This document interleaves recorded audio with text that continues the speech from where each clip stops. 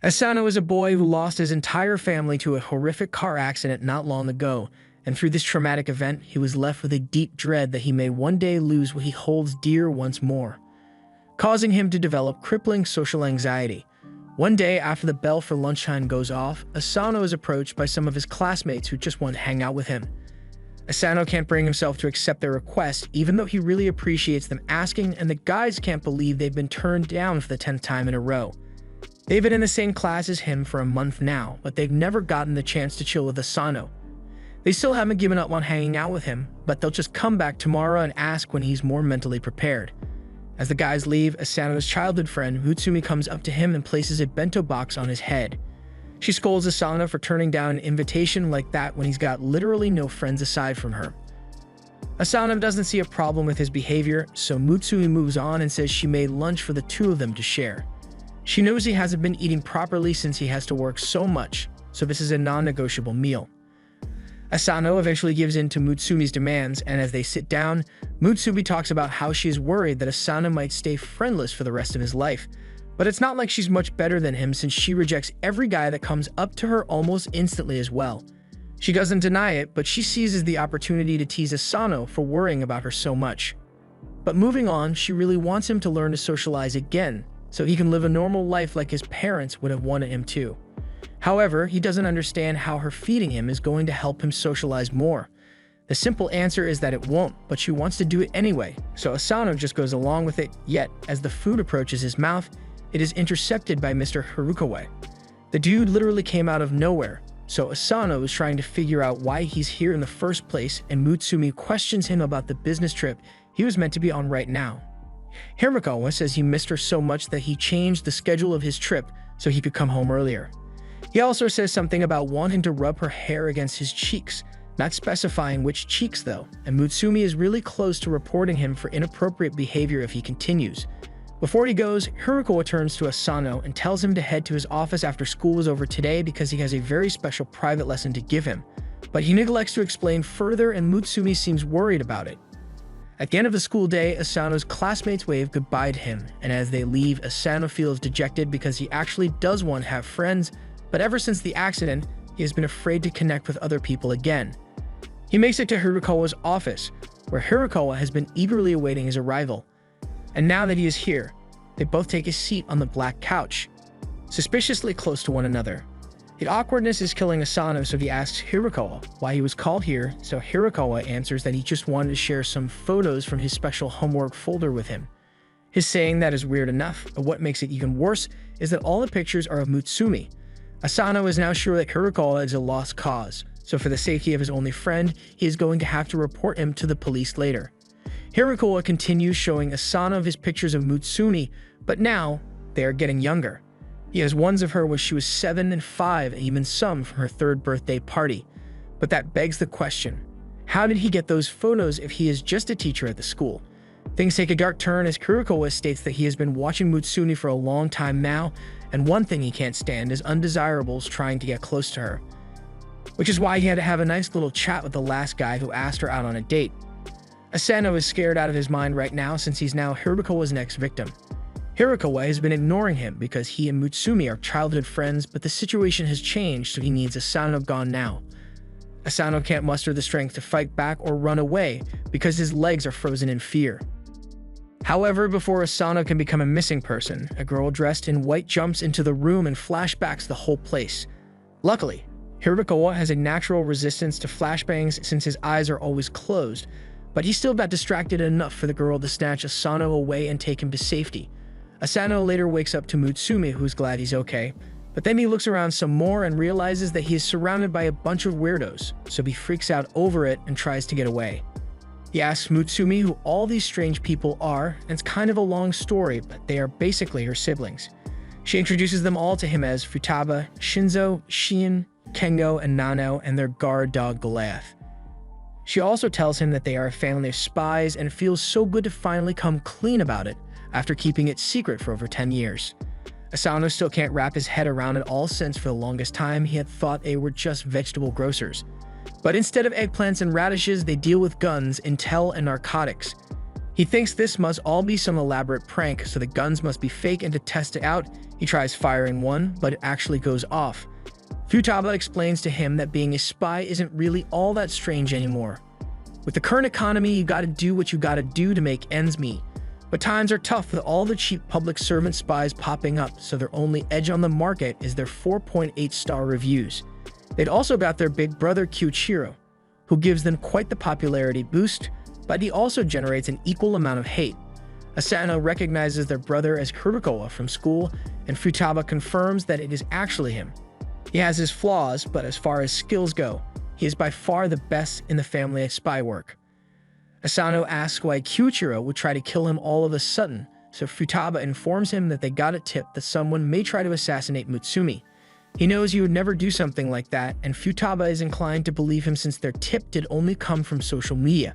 But Kyuichiro has been obsessed with Mutsumi ever since he nearly caused her to die, so due to his sense of guilt, he would do everything within his power to protect Mutsumi, even if that means keeping her away from all other people.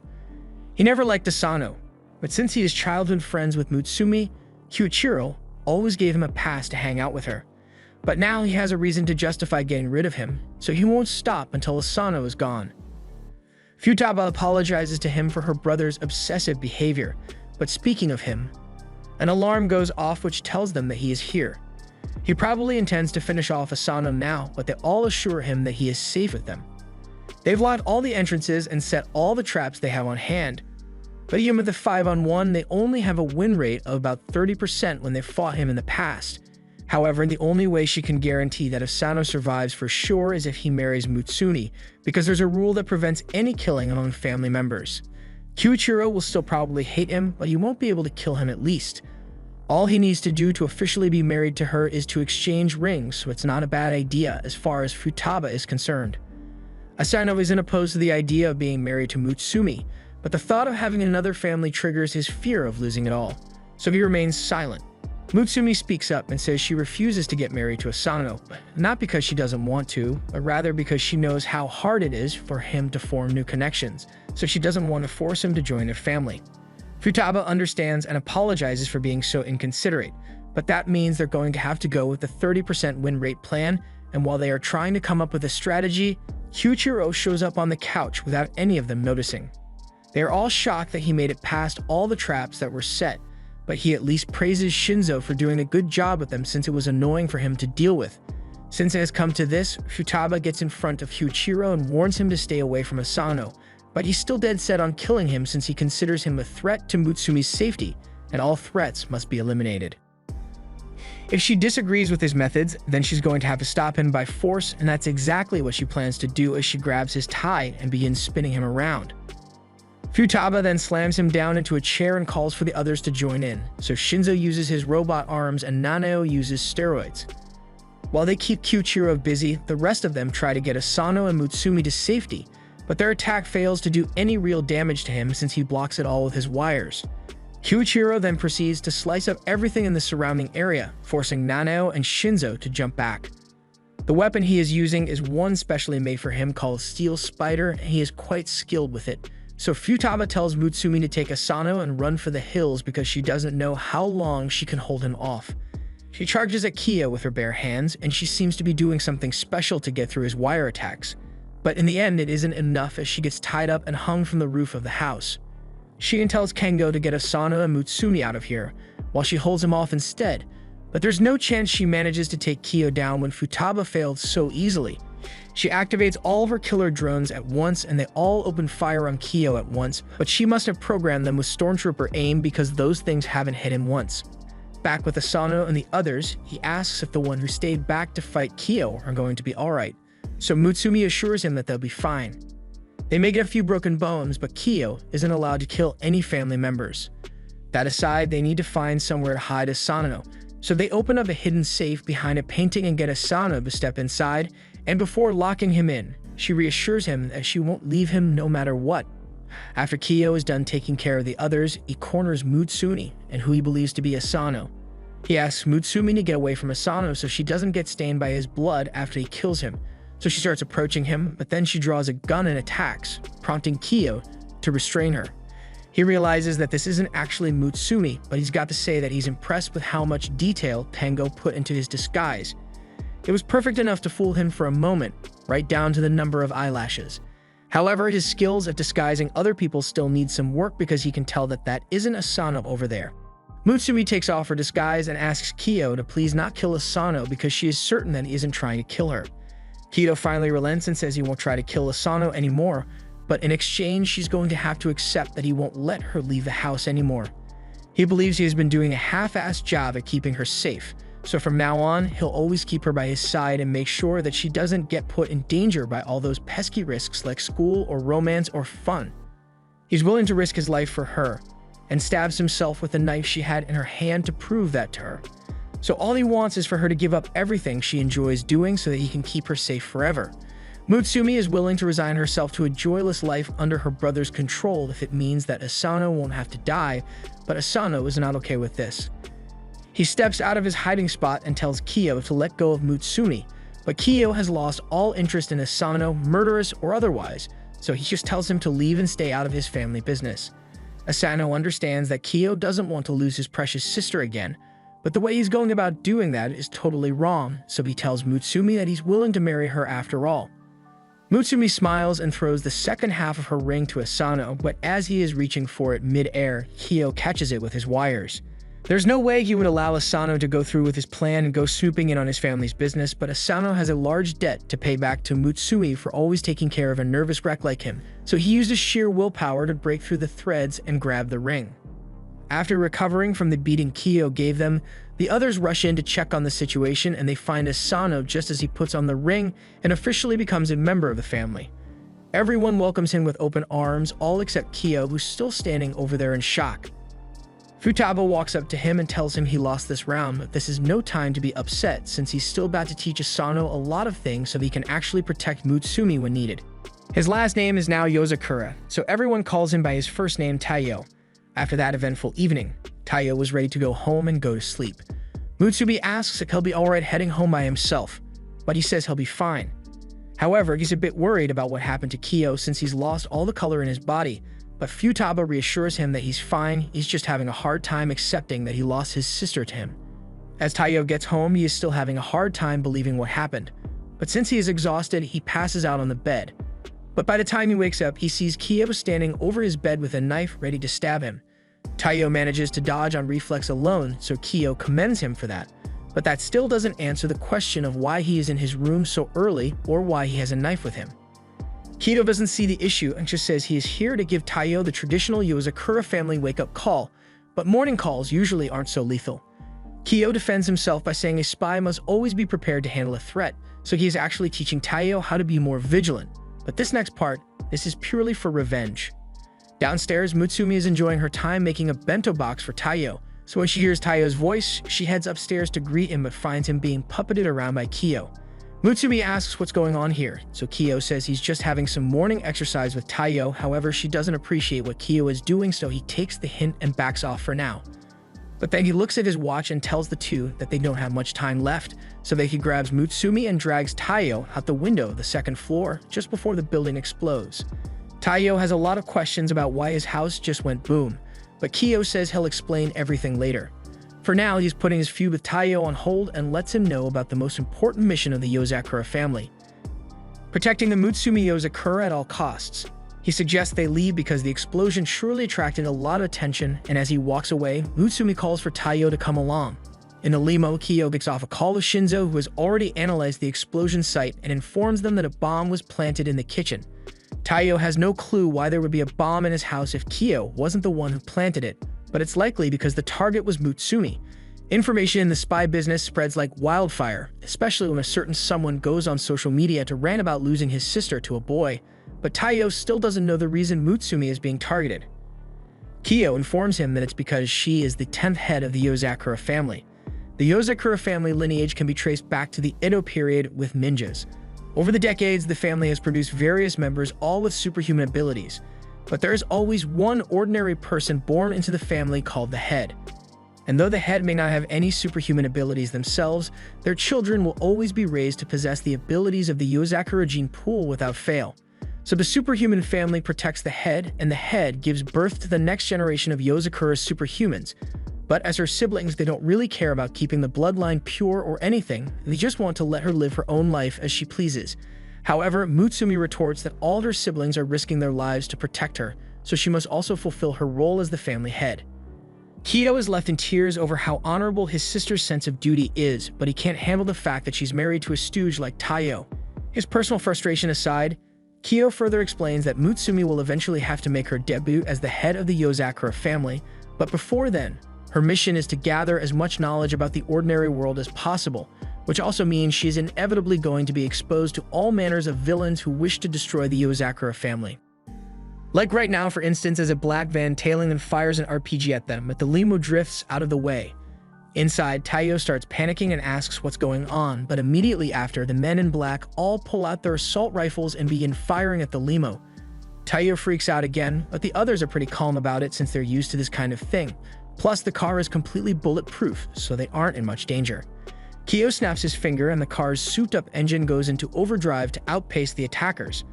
All the drifting and dodging explosives is making for a really bumpy ride, so Kiyo asks if the driver could drive a little smoother so he doesn't spill his tea.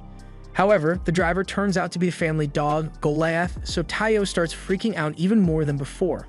Goliath is forced to hit another sick drift to avoid an RPG, but that causes Mutsumi to bump into Taiyo, and right then and there, Kiyo decided this chase had gone on for long enough. He jumps up on top of the roof and the attackers recognize him, but the leader just tells them to fire despite his reputation. Once he is done, Kiyo gets back into the car and once again emphasizes that the mission of the Yozakura family is to keep Mutsumi safe from danger at all times, and that applies to Taiyo as well since he is now part of the family as well. He now has a duty to protect Mutsumi, so to help him accomplish that, Kiyo is going to drill the basics of being a spy into him. He pulls out a gun from his jacket and tells Taiyo that his first mission is going to involve keeping Mutsumi safe from all the assassins that will be coming after her today. Later, they arrive at school like normal and Mutsumi greets her classmates as usual, but Asano rushes in after her and begins frantically checking every inch of the room for anything that could be a threat. The others think he's acting stranger than usual today, so they ask Mutsumi if anything happened to him recently, and a lot certainly has, but she can't tell them that. The guys who want to be Taiyo's friend come up to him to see how he's doing, but Taiyo isn't in much of a talking mood right now. Before they left the limo, Taiyo was hesitant to take the gun, so Kiyo assured him that even if he ended up killing someone, that the family would just sweep it under the rug, so there's nothing to worry about, but Taiyo still declines. Mutsumi speaks up for him and tells Kiyo that it's not very funny to off Taiyo a gun, making him think she understands him. But what she really meant is that assassins usually try to use poison or explosives, so a gun wouldn't be of much use to him. Kiyo admits she is right, but having a gun will still give Taiyo some peace of mind. His mission will be to defend Mutsumi from a reputable bomber named Tameya. The bombs this guy makes are first-rate, and Kiyo has even worked together with him once before to stop a terrorist group. But just because they know each other doesn't mean there's any amount of loyalty between them. Spies can switch up on each other at a moment's notice for any reason at all, so you can never really trust anyone. That aside, Tameya has one major flaw in that he is addicted to social media, so he ends up posting about his later jobs and targets on there. Kiyo would have liked to tag along with Taiyo, but he's got hostages to rescue, so he leaves him with a warning. He can't let his guard down at all when Tameya is on the loose because that guy is notoriously twisted when it comes to getting his jobs done. He usually starts with lighter bombs to get your guard down, then he hits you with the specialty ones that he is proud of, and those ones pack a punch. Back in class, Taiyo has checked the whole classroom, but he hasn't found anything resembling a bomb yet. However, that doesn't mean Mutsumi is safe because the attacker may have already infiltrated the school, so he can't leave her side no matter what. Just then, Taiyo gets an update on Tameya's page that they have planted the second bomb already, so he's now panicking because he has to search the entire school to find it before it blows up. He notices a suspicious person up in the building. He rushes over to check it out, but just as he is about to enter the infirmary to search for the bomb, he gets caught off guard by the nurse who asks if he needs anything. Taiyo gets nervous and just says he's fine before walking away, but as he does, the nurse smiles menacingly. But once he turns back, she has somehow vanished, and we see a note on the door saying the actual nurse isn't here right now. Back in class, Mutsumi is having lunch with her friends, and they are all talking about how there are rumors going around school involving sightings of UFOs as well as a giant 3-meter-tall guy, and aliens that can mimic other people's appearances perfectly. As you may have already guessed, these are Mutsumi's family members who are snooping around the school for her safety, but she's not going to mention that to her friends. Meanwhile, Taiyo doesn't know what to do anymore since Tameya's social media says they have planted the last bomb as well, but he still hasn't found the second one. He takes a break to look over at Mutsumi, and now that he thinks about it after watching her all day, he notices that she never eats food right away when she's given some, and she makes sure she's never alone so she's not an easy target. She looks cheerful all the time, but she's always cautious of her own safety. Just then, Taiyo's friends approach him to give him a chocolate, but they are shocked when Taiyo just accepts the chocolate, because normally he would have nearly fainted the second they mentioned his name. Taiyo was so preoccupied with Mutsumi that he had completely forgotten he had crippling social anxiety, but it kicks back in almost immediately. They think about taking him to the infirmary for treatment, but one of the guys mentions that the nurse isn't here today, so they call for the next best person, Mutsumi. Taiyo wakes up in Kiyo's office a while later with Mutsumi looking over him.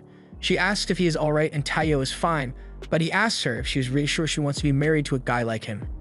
They are childhood friends, but he knows almost nothing about her. He never knew about her family or her position as the head, or the fact that she was in danger, and through all that, she still decided to stay by his side when he needed her.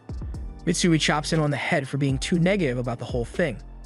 Besides, she thinks Taiyo got the worst end of the deal here since he has been married into a crazy family of spies and his wife could be killed at any moment.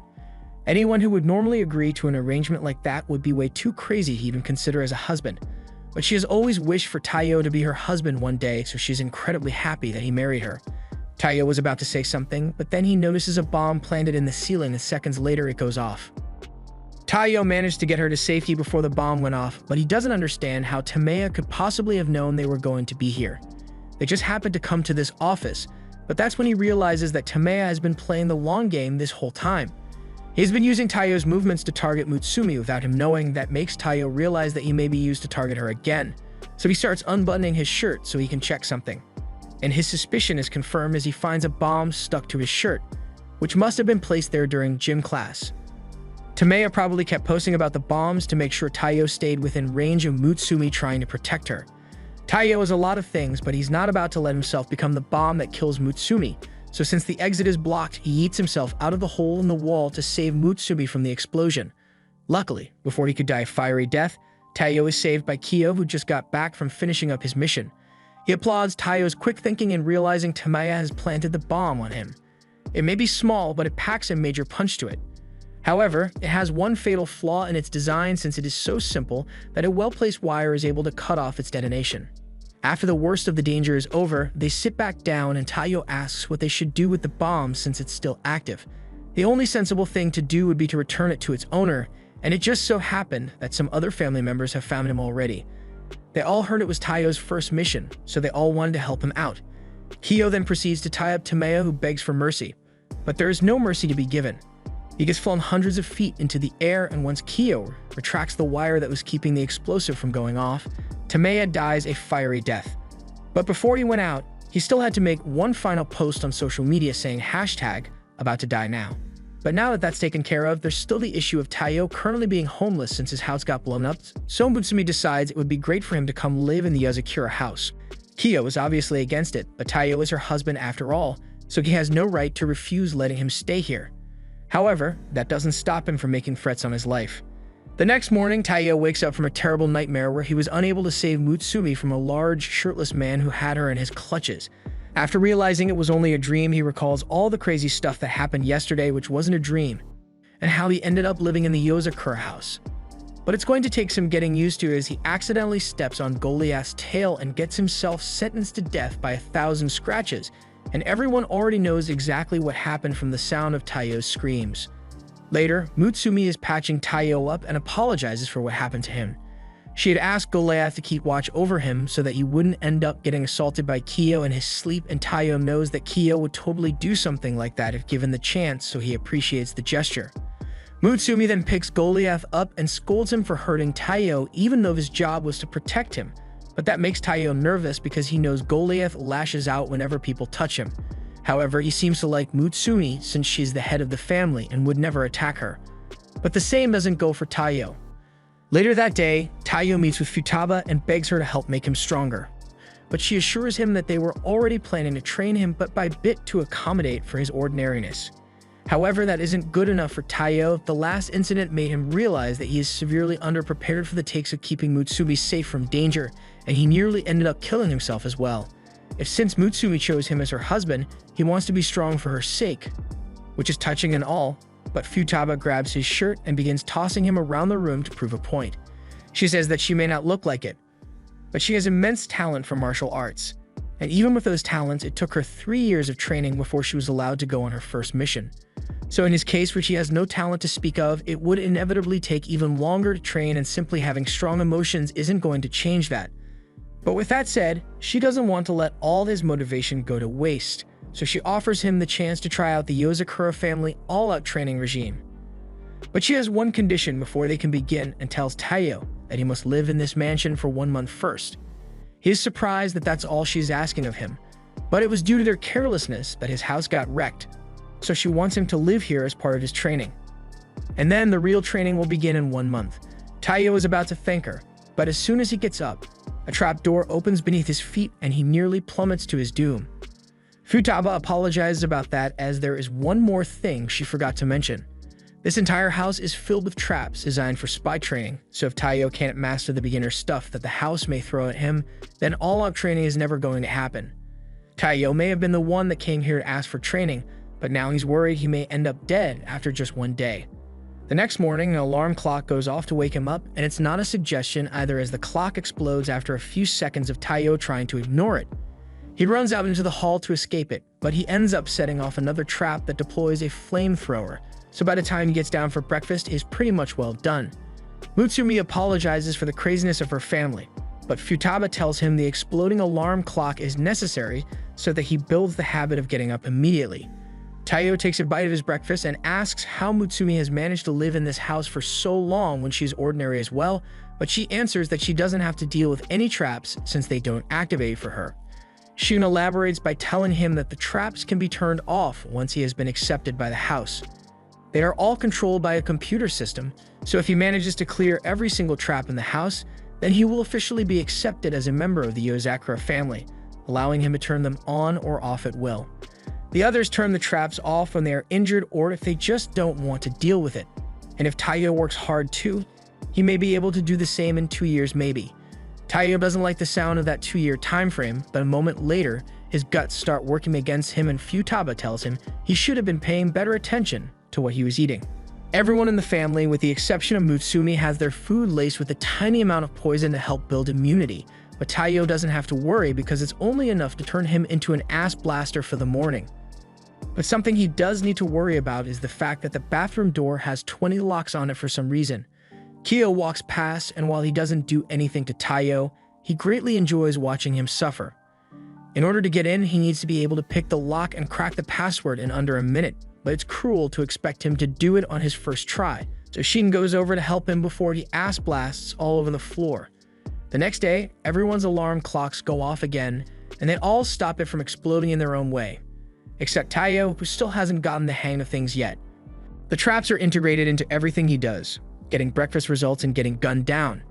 Turning on the television required him to shoot the button with a gun, and even taking a shower almost gets him waterboarded, so by the time he finally heads to school, he's completely wiped out. His friends ask him if he is alright, but he says he is fine, so they leave him be. By the end of the day, he is completely exhausted, but after going to check up on Mutsumi, he sees that she was working really late into the night, so he covers her with a blanket and decides to put in some extra work as well.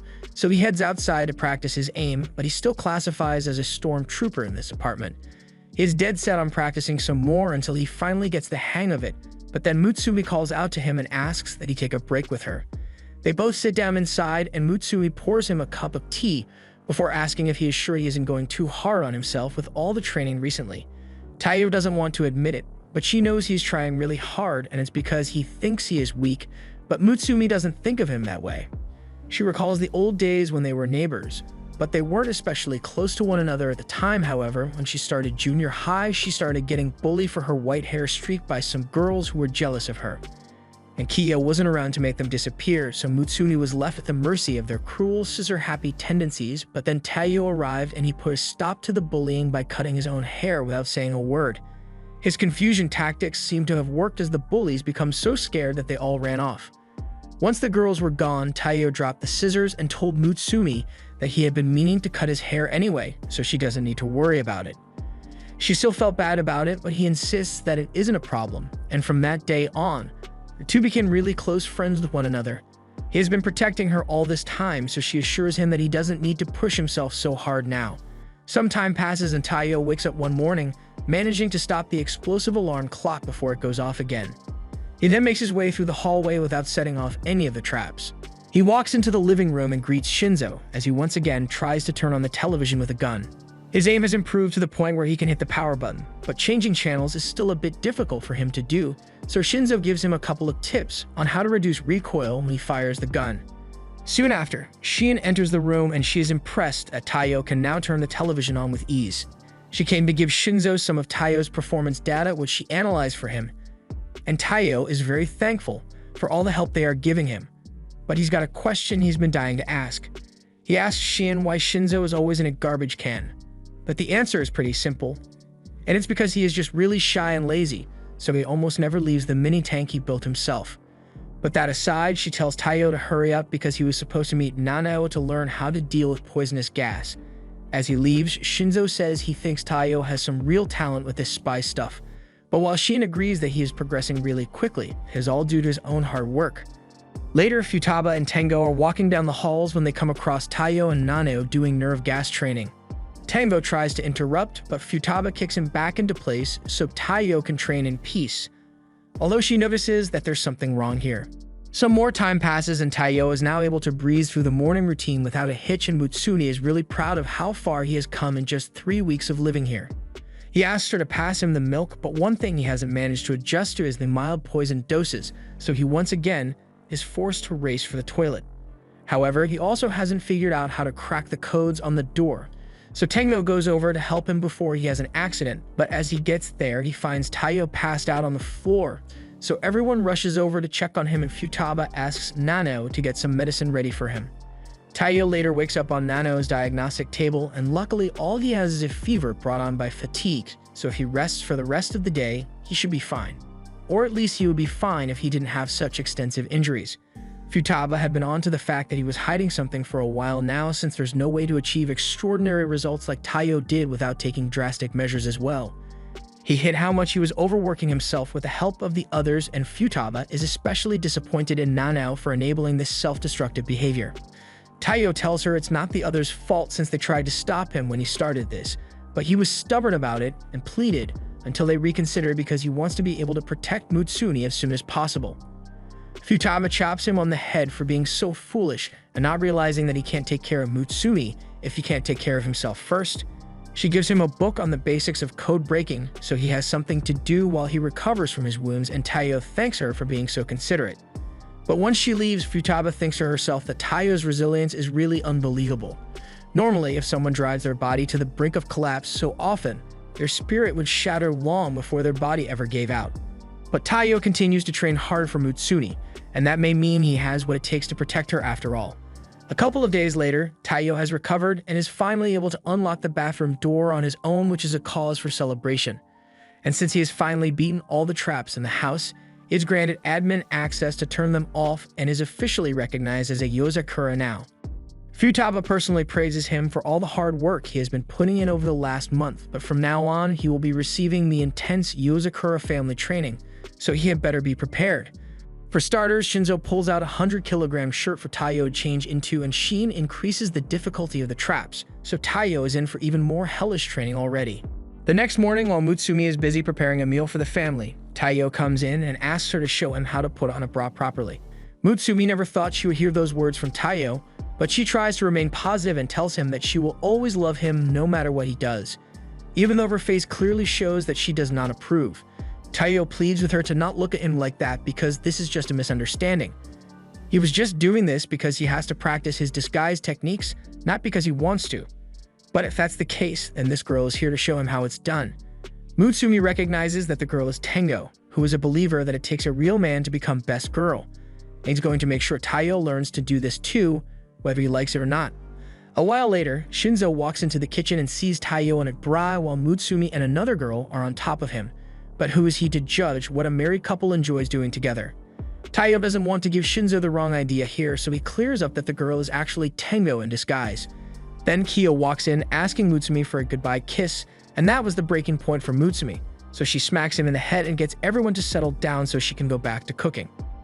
After that eventful morning, Taiyo is talking with Shinzo, who is meant to go on a mission today, but he just needs to retrieve the original plate for some counterfeit money, so it shouldn't take him too long, but before he forgets, he has a gift he wants to give Taiyo.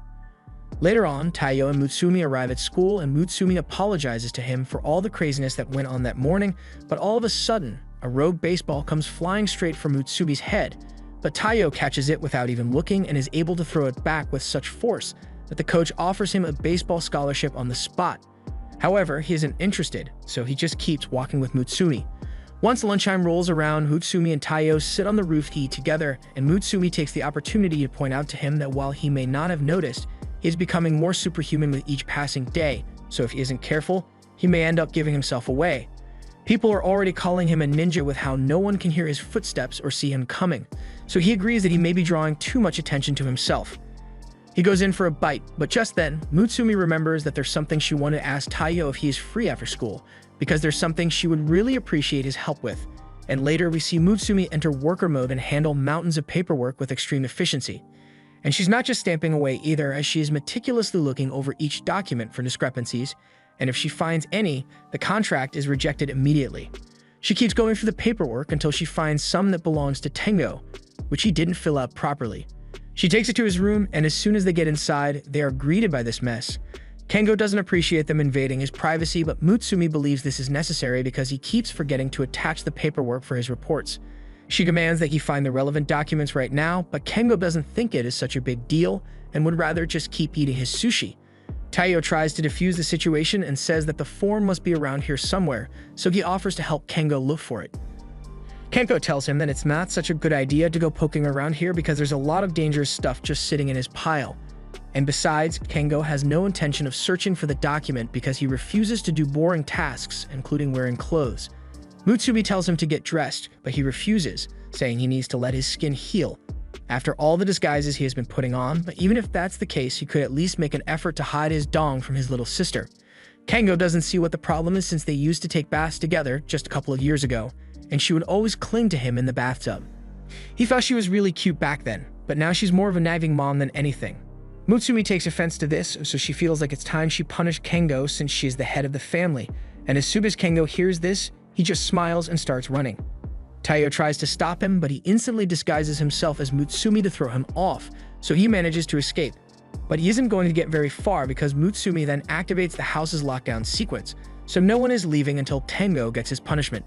Meanwhile, Shinzo is out on his mission and is crawling through an air vent until he finally locates the counterfeit money. But no matter how he looks at it, the technology they got and the airtight security seem like way too much for a basic counterfeiting operation. He overhears a conversation with the director of this operation about how business has been going really well ever since a youngster helped them out, which confirms his suspicion that they have been receiving outside help. Later, he knocks out a couple of guards to get into a vault, and in it he finds a framed counterfeit bill, but it turns out to be a trap as an alarm is set off and he needs to move fast to get out of there. Back at the mansion, Mutsumi and Taiyo check her room to see if Kengo is hiding in there, but there are no abnormal thermal signatures, so the room is clear.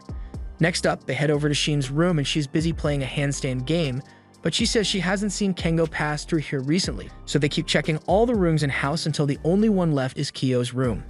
One of the paintings starts smiling, so it seems like Kengo is having fun playing hide and seek with them. Since they haven't found him yet, Taiyo wonders if he may have already made it outside, but Mutsumi is sure that there is no way to escape the lockdown. Just then, the others come over and ask what Taiyo and Mutsumi are doing, and Shin doesn't seem to have any memory of speaking with Taiyo, so they ask where everyone has been up till now. They say that they've been busy analyzing some drugs they seized from a cartel, and they just got back, meaning Kengo was disguised as all of them earlier. Just then, they notice that Tengo has been disguised as the paintings behind them, and once they spot him, he starts hopping through the halls until he turns around the corner. Taiyo follows him, but gets knocked out as soon as he is out of sight. Mutsumi rushes over to check on him, and Taiyo looks like he is alright, but he says Kengo threw the painting at him, before diving into the hidden passageway in the wall. Mutsumi knows every single secret passage in the house, but she doesn't recognize this one, which means Kengo must have made it himself while she wasn't looking. If he is the one who made it, then there's no way to find him now, so Mutsumi gives up and disables the lockdown. Taiyo suggests that they just look for the file in Kengo's room, but as they enter, Mutsumi handcuffs him because she realized that it was actually Kengo in disguise. She knows that under no circumstances would Kengo ever be able to make it out of the house during lockdown, which is why he would need her to turn it off for him to escape, which is why he hid Taiyo and disguised himself as him. But what gave him away is the fact that Taiyo always lets Mutsumi enter a room first when he opens the door for her, so he still got some work to do on his Taiyo impressions. Kengo gets sent back into a flashback of when he was younger and was first introduced to Mutsumi, and he is feeling a lot of emotion after seeing how much his sister has grown since then, so he takes off his disguise and admits defeat to her. Later, Taiyo is helping him look for the paperwork they need to find, and Kengo apologizes for stuffing Taiyo in the wall earlier. He doesn't really mind since Mutsumi was having fun chasing Kengo around the house, so the two end up bonding. Meanwhile, Kiyo has just discovered that Mutsumi found out about his worship den and defaced one of the pictures, so he's pretty distraught about it. Later, Taiyo is trying some of the curry that Mutsumi had made that morning and it tastes delicious, but then she reveals that the secret ingredient is cyanide and he suddenly doesn't feel so good anymore. The phone suddenly rings, so Taiyo takes the opportunity to get up so he doesn't have to eat any more poisonous food, but when he gets to the phone, he sees that it's Shinzo's number calling and he is totally freaking out. Mutsumi comes over to check on him and puts the call on video display, but Shinzo can't calm down enough to tell her what's happening. After a little convincing, she finds out that Shinzo got into a firefight with the enemy, but there were a lot more people than he expected, so he ended up running out of ammunition. And without his weapons, he has nothing. Mutsumi explains that Shinzo is a weapons expert, but when he is unarmed, he becomes a total wimp, so she needs Taiyo to go save him. He agrees, and in a short amount of time, Taiyo is outside the counterfeit warehouse with a small package of weapons to help Shinzo regain his confidence. Mutsumi is going to help him navigate his way around the base while also keeping Shinzo from going into a panic attack, but she asks Taiyo not to do anything too dangerous. However, he almost immediately gets himself held at gunpoint. He panics a little, but then he remembers some things that Shinzo had taught him about how to handle a gun to the back of your head. Be warned, this does not work in real life, but for Taiyo, he jams his head into the gun, preventing it from firing, at which point he grabs the guard's arm and knocks him out. He may have successfully taken down an enemy, but the noise alerted others of his presence, so he needs to focus so he doesn't mess up. From the sound of their running, he can tell that there are 3 people armed with guns and knives, so as they turn the corner, he knees one in the face and then takes care of the other 2, but he still needs to stop one last guy that is about to call for backup. He pulls out a special 8 million volt gun he was given by Shinzo that morning, and with it, he zaps the radio to stop any backup calls and decks the last guy. A few minutes later, Taiyo has made it to the storage closet that Shinzo was hiding in, and Shinzo is really happy to see him, but he's even happier to have a gun again. Taiyo hates to interrupt the reunion, but he thinks they had better retreat before they get caught. However, it's too late as some guards already found them. Just when Taiyo was about to act, Shinzo steps up and disarms them all with his gun. He may be a wimp unarmed, but now that he's packing artillery, he's got a whole new level of confidence. He runs out the door and grabs one guy to use as a human shield while he takes down the rest of them. Taiyo is really impressed by how calm and efficient Shinzo is being right now, that they don't have any time to waste as they need to escape quickly. Mutsumi gives them directions to the nearest exit, but along the way, a sniper shoots Taiyo in the thigh, causing him to fall to the ground. Shinzo was about to return fire, but the sniper warned him not to do anything dumb because he could easily put another bullet in Taiyo's head right now. A shot straight through the thigh bleeds rapidly, so if Shinzo wants to save Taiyo from dying of blood loss, then he had better drop his gun immediately. Since he cares about Taiyo a lot, Shinzo drops his weapon. But since Mutsumi thought ahead for a scenario like this, she told Taiyo to arm Shinzo with the next best weapon available, a fork. In the hands of Shinzo, almost anything becomes a deadly weapon, so he's able to throw the fork so fast that it destroys the sniper rifle, and with the time that bought him, he's able to pick his gun back up and shoot the sniper several times. After that whole mess is done with, Shinzo is carrying Taiyo home and apologizes to him for forcing him to come save him from his own mission. But Taiyo feels like he is the one who should be apologizing for getting hurt and slowing them down. Meanwhile, back at the counterfeit warehouse, another agent has arrived and is torturing the survivors to get them to give him info about who they work for. But he doesn't get the answers he wants, so he just finishes him off and pulls up his phone to find his next target, Taiyo. Late into the night, Taiyo is talking with Mutsumi on the phone as she is casually asking him out on a date. And while he would have obviously accepted, a car pulls up in front of him, so he realizes that something is wrong and hangs up the call before this guy steps out. He asks to confirm that it is actually Taiyo, and after Taiyo answers him, he reaches into his pocket to pull out a badge and tells Taiyo that he is a police officer named Seiji, so he needs to ask him some questions. At the police station, Taiyo is brought into a dark interrogation room where the man tells him that he'll cut straight to the chase. He shows Taiyo a video of him getting choked by one of the guards in the mission he just went on and says it was posted on the dark web, so Taiyo is starting to panic since he's been busted. Seiji goes on to list a bunch of the other crimes he has evidence of Taiyo committing, including unlawful use of a firearm, trespassing on private property, and domestic terrorism. Even Saul won't be able to clear him of these charges, so Taiyo is pretty disheartened, but the CG mentions that he finds it strange that he wasn't able to find anything about Taiyo's partners in crime because he knows there's no way a teenager would be able to pull all of this off without some form of assistance. So there must be some secret organization backing him. CG promises to let Taiyo off easy if he gives up information about this secret organization, so he now realizes why CG brought him here. He's looking for someone to snitch on the Yozakura family, and Taiyo is not a snitch, so he firmly says he doesn't know anything. Seiji sees Taiyo as being difficult, so he offers him a glass of water, but he also brazenly drugs that glass of water before handing it to Taiyo. Taiyo is not an idiot, so he refuses to drink it, but Seiji tries to lie, saying it's just some healthy minerals. When his deception fails, Seiji is forced to take drastic measures and force it down his throat. However, Taiyo had countermeasures in place for something like this, so he was able to catch all of the drugged water inside a water balloon and spit it out. Once he recovers, he tries to reiterate that he knows nothing about any secret organization. But then he mimics Seiji isn't in his seat anymore, and just then, he appears behind him and nearly uses a hammer to cave his skull in. Taiyo managed to dodge out of the way, but then he stumbles onto a garbage bag that seems to be leaking human-flavored jam, and he's starting to question if Seiji is actually a police officer or not. Seiji calmly explains that the man in that bag was a drug dealer who has ruined the lives of countless people. However, he always managed to escape punishment for his crimes by using his wealth and connections, so he took it upon himself to bring down the crime boss. He may be a police officer, but he is under no obligation to protect those who break the law. Right now, Taiyo is no exception. It was at this moment that Taiyo noticed one of Kiyo's threads nearby, so he realizes that this must either be some sort of test or Kiyo is messing with him. So he buckles down and tells Seiji that he would rather die than give up any information. Seiji commends him for his bravery, but he's still going to smack him with the hammer regardless.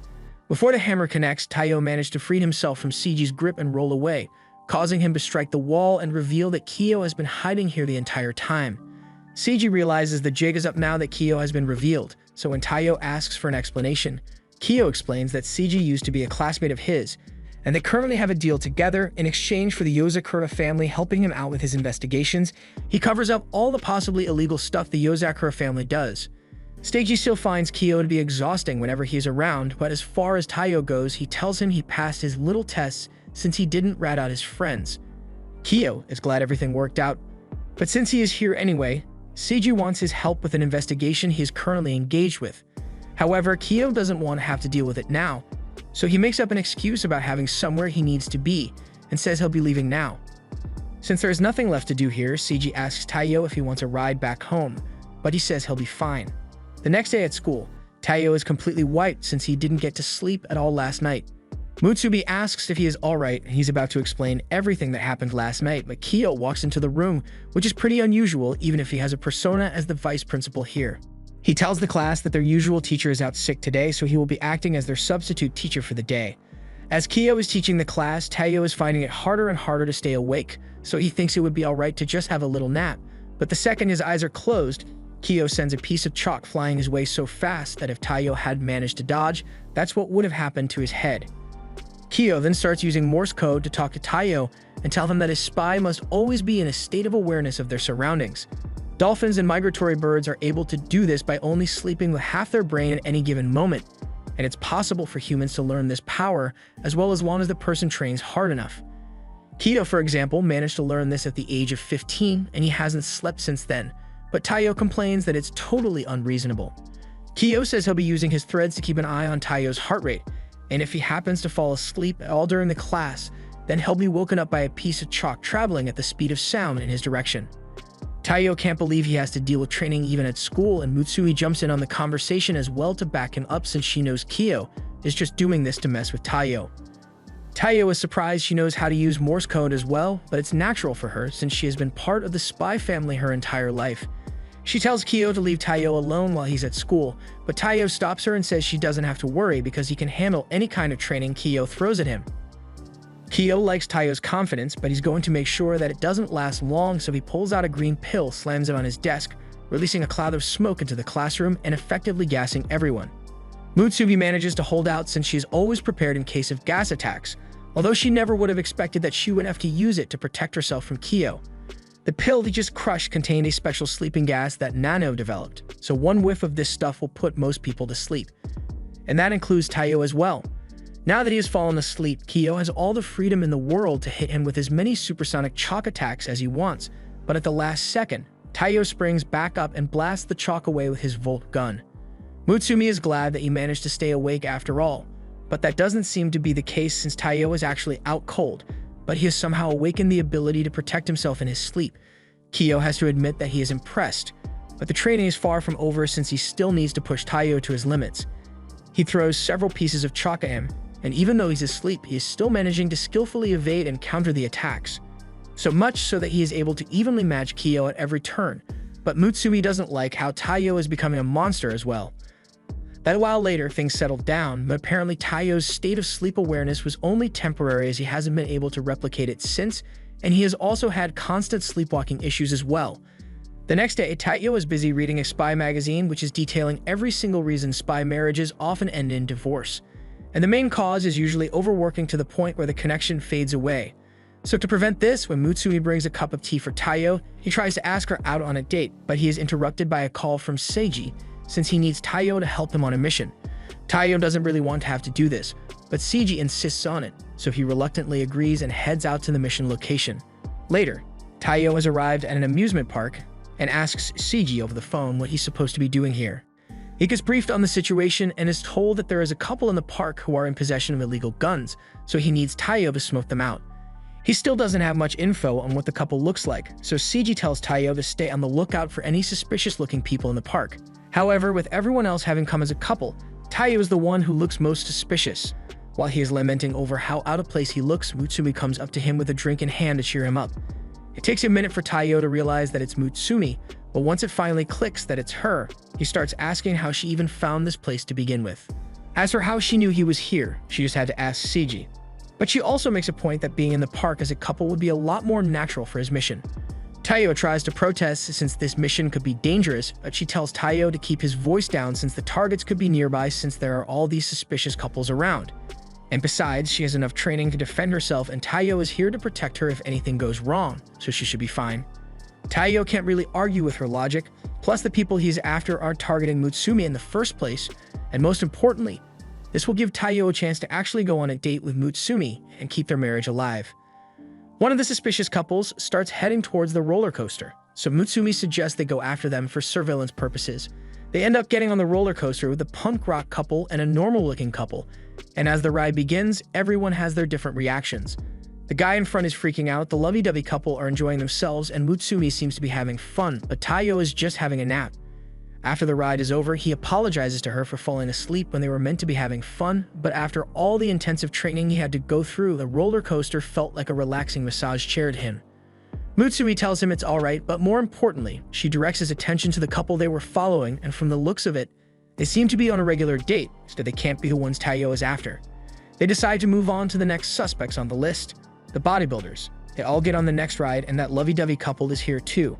But Taiyo is so concerned with making sure Mutsumi is having fun that he turns the cup so hard that she can barely see anything. Meanwhile, the buff couple don't seem to be having any trouble with the centrifugal force and even take a moment to kiss each other. Taiyo is a little jealous of how well their date is going, but he now knows that they are just a casual gym enjoyer couple, meaning that there's just one suspicious couple left. The lovey-dovey duo are still here for some reason, but Taiyo is yet to find them suspicious, so he continues tailing the business couple, but then he spots a bouquet of flowers, and that gets him thinking that he should get a gift from Mutsumi. Later, she and Taiyo are watching the business couple have a cup of coffee, but they don't seem like they are the gun-wielding suspects either, so Mutsumi gets up to go get some drinks for her and Taiyo. Just then, he notices that the lovey-dovey couple doesn't seem to be getting along so well anymore because they are both accusing each other of being cheaters, so they are going to settle things between themselves the American way. After they draw their guns, everyone in the store panics and runs out so they don't get caught in the crossfire, and Mutsumi gets pushed out along with the crowd, so Taiyo is left in there by himself. He ducks under a table and finds a boy hiding there, scared for his life. But the line was crossed when one of the stray bullets hit the flower he was planning to give Mutsumi as a gift, So he jumped out and told the two gunslingers, who somehow managed to miss every single shot they took, to take their fight somewhere else. So he immediately zaps both of them with his Volt gun. With both of them down and out, Taiyo calls in Seiji to have them arrested and taken away, and Seiji is really thankful for the help Taiyo provided.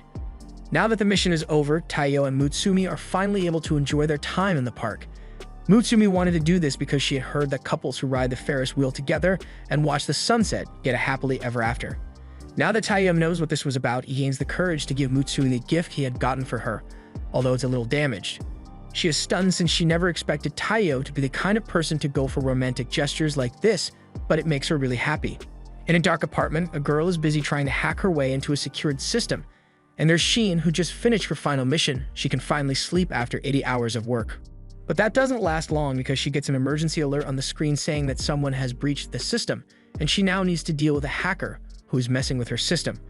The hacker gets locked out, but Sheen isn't done with her yet, as she's going to make sure to ruin her computer as payback for forcing her to stay awake longer. The hacker panics after she loses control of her computer, but then she remembers that she can just unplug her computer, so Sheen has no way of finding out who she is or counter-hacking. After the girl is in the clear, she plugs her computer back in to take a look at the data she managed to steal, and it looks like she ended up getting exactly what she wanted from the system: the pictures of Taiyo, so she may have an unhealthy obsession with him. The next morning, Taiyo and Mutsumi are on their way to school when they spot Sheen, who looks even more tired than normal. Mutsumi asks if she pulled another all-nighter again, and that much is obvious because she had to stay up and make sure the system couldn't get hacked again. Though the hacker seems to have only gone through Taiyo's files for some reason, but it's not like she managed to get any important information anyway, so Sheen tells them that there's nothing to worry about. Besides, she has updated the security system, so there's no chance of a secondary breach, but she still doesn't know how anyone could have gotten through the old security system, since the only ones who know the passcode are the members of this family. Taiyo already knows this isn't going to end well, but there's nothing he can do about it right now, so he just goes to school with Mutsumi as usual. Just then, he notices something off, so he stops Mutsumi just in time to avoid several spikes that were thrown at them, and since there's imminent danger, Taiyo takes Mutsumi and runs off. The assailant, who also happens to be the same hacker from earlier, chases after him. Taiyo and Mutsumi keep running until they turn into an alleyway, at which point Taiyo turns around and draws his gun to counterattack his pursuer. The girl surprises him with an attack from above, but Taiyo is still able to counter and throw her back. The girl loves how strong Taiyo is in person, and she straight up tells him that she's in love with him, and immediately after that, she asks him to die for her. Taiyo is confused, but Mutsumi seems to know exactly what's going on since she recognizes the girl. Her name is Ayaka, and she is well known in the underworld as the Manhunter Spy, although she does appreciate the name. She is called that because she has a reputation for using her spy techniques to follow men she has a crush on, and then shortly after she stabs them to death. This means that Ayaka has fallen in love with Taiyo, and she mentions that she became even more infatuated with Taiyo after his achievements became recognized, and he officially had his first bounty on his head. But it worries her a little since there are now a bunch of people trying to kill him for non-love related reasons, which she proves by taking out one of the assassins that had been after Taiyo. Since there's so much competition for his life, she wants to make sure she's the one to take out Taiyo so that no one else can have him. There are a lot of little things Taiyo does as well that make her like him even more, like how he tries not to ruin plants when he's infiltrating, or how he always repairs the damage he causes whenever he's on a mission. Taiyo doesn't know how she even managed to learn all this stuff about him, but Mutsumi agrees with Ayaka since she knows that Taiyo is totally lovable in every way imaginable. Ayaka beckons him to come to her so she can romantically stab him to death, but Taiyo slowly backs up and says he wants nothing to do with her since he is already married to Mutsumi, and frankly, even Bob the Builder wouldn't be able to fix that much crazy, so what chance does he have? Ayaka doesn't take the hint and thinks Mutsumi must have brainwashed Taiyo into marrying her, so she would love to take Mutsumi out right now and get rid of her rival, but Kiyo strictly forbade her from harming Mutsumi in any way. Both of them are surprised to find out that Kiyo is involved in this, so Ayaka explains that no one can target a member of the Yozakura family and survive while Kiyo is around, so she went to him in the slight hope that he would allow her to kill Taiyo, and to her surprise, he said she can do whatever she wants with him as long as Mutsumi stays safe. And since Kiyo was feeling so generous, Ayaka also asked if she could take a look at Taiyo's personal files as well, so Kiyo just gave her the access code to the system. But even with all the prep material Kiyo got for her, this attack failed, so she decides to leave for now and come back later, but not before displaying her needle-throwing capabilities. Later that day, Ayaka manages to weasel her way into Taiyo's school as a transfer student, and by sheer coincidence, she gets assigned the seat right next to Taiyo.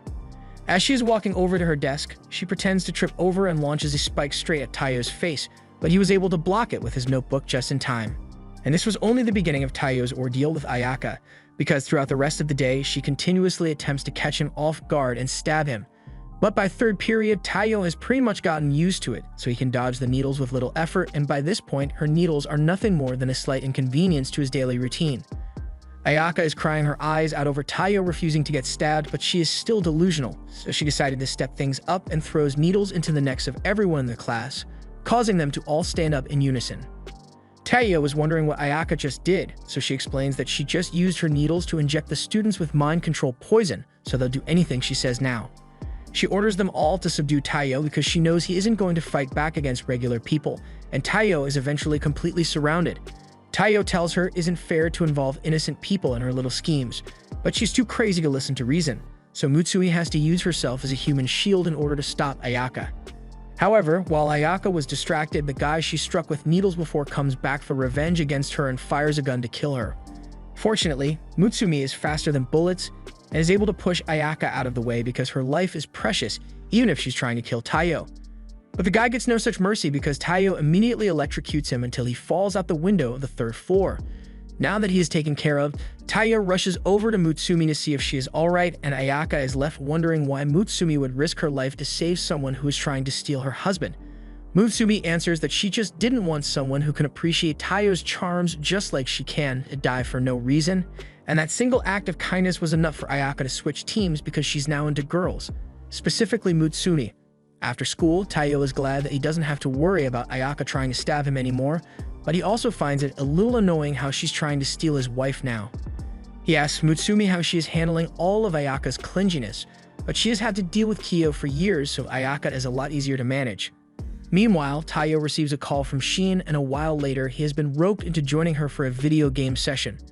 Mutsumi explains that Shin drags one of the family members into her room every once in a while to join her in her sleep-deprived work. Last time she got Shinzo to join her, and he didn't get to sleep for 5 days straight because of it, but Mutsumi assured him that she'll be here on standby in case his heart gives out from too many energy drinks. Taiyo is a little worried about what he may be getting himself into, so Shin tells him that there's no need to worry because this will just be a trial run for him, so it shouldn't be anything too difficult. It's a simple game with simple rules.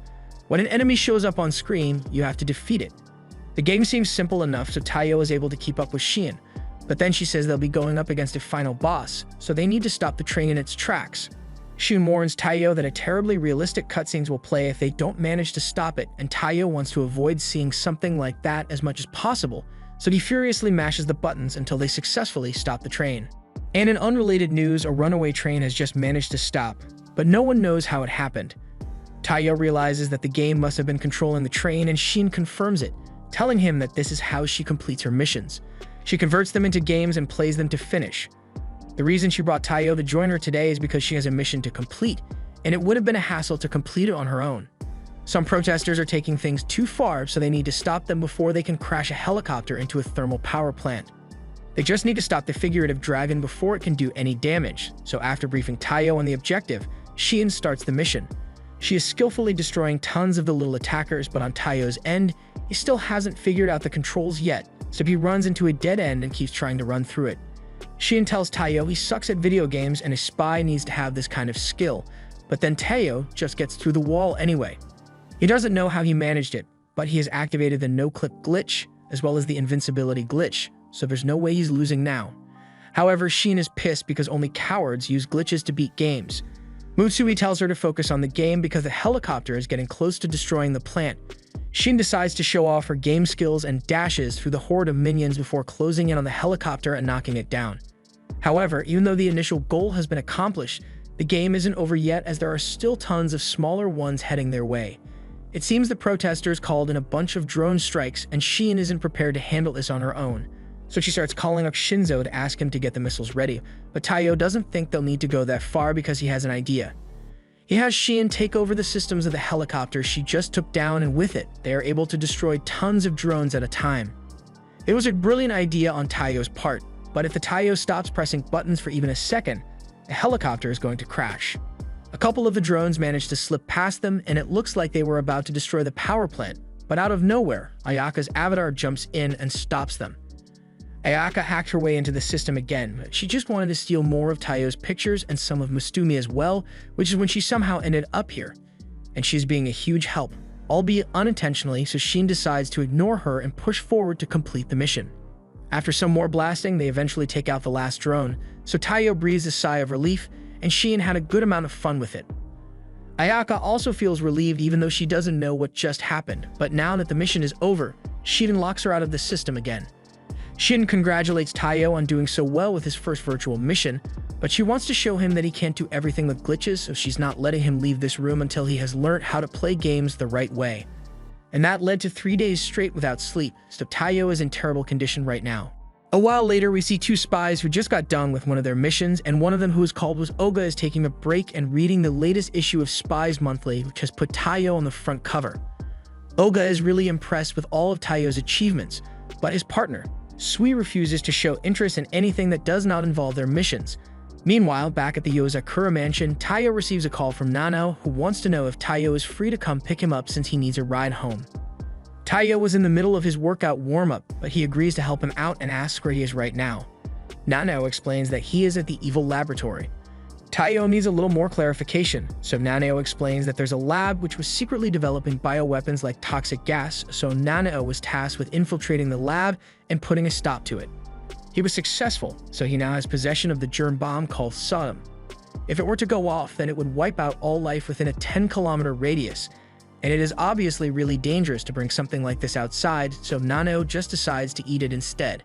Taiyo is concerned that Nanao just ate a bioweapon, but he explains that his body is really good at detoxifying things, so it won't be able to kill him. However, it'll take him about 3 hours to finish neutralizing the toxic gas in his body, and while he's doing that, his body is going to get really sleepy as a side effect of the gas. He already put everyone in this lab to sleep, so there's no immediate danger, but he wants Taiyo to come get him before the people from the other lab realize something is wrong and find him. Taiyo understands what he needs to do, so he suits up and gets ready to head to the lab, but as he gets there, he finds it odd that he was able to get in here so easily. He keeps his guard up as he checks around each corner, but there are still no signs of any security whatsoever. That is until Taiyo comes across the bodies of the security guards, and he's starting to get an even weirder feeling about this place. The guards have already been taken out, and the security system has been breached. But this isn't the kind of thing Nanao would choose to do, so he wonders who's responsible for this. He gets a little distracted while thinking, so one of the guards who wasn't knocked out aims his gun at Taiyo. But before he can fire, the guard gets knocked into a wall by a ball and chain, and the ones who saved him are none other than Sui and Oga from earlier. Sui is surprised that Taiyo happens to be on a mission here as well, so he introduces both himself and Oga as part of Hinajuku, which means they are government spies.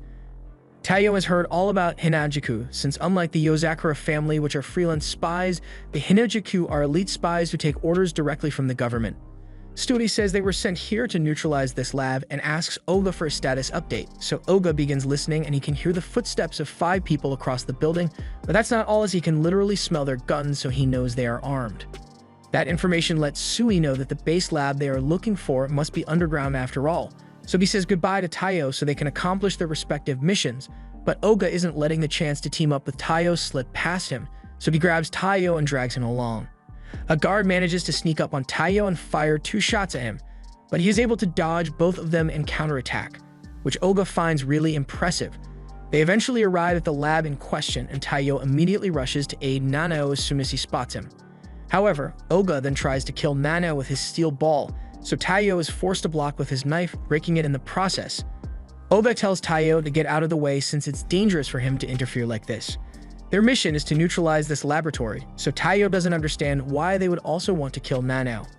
Sui explains that they had been monitoring this lab for a while, so they knew all about Nanao infiltrating this place, and since Taiyo knew his location, it made it easy for them to find this place.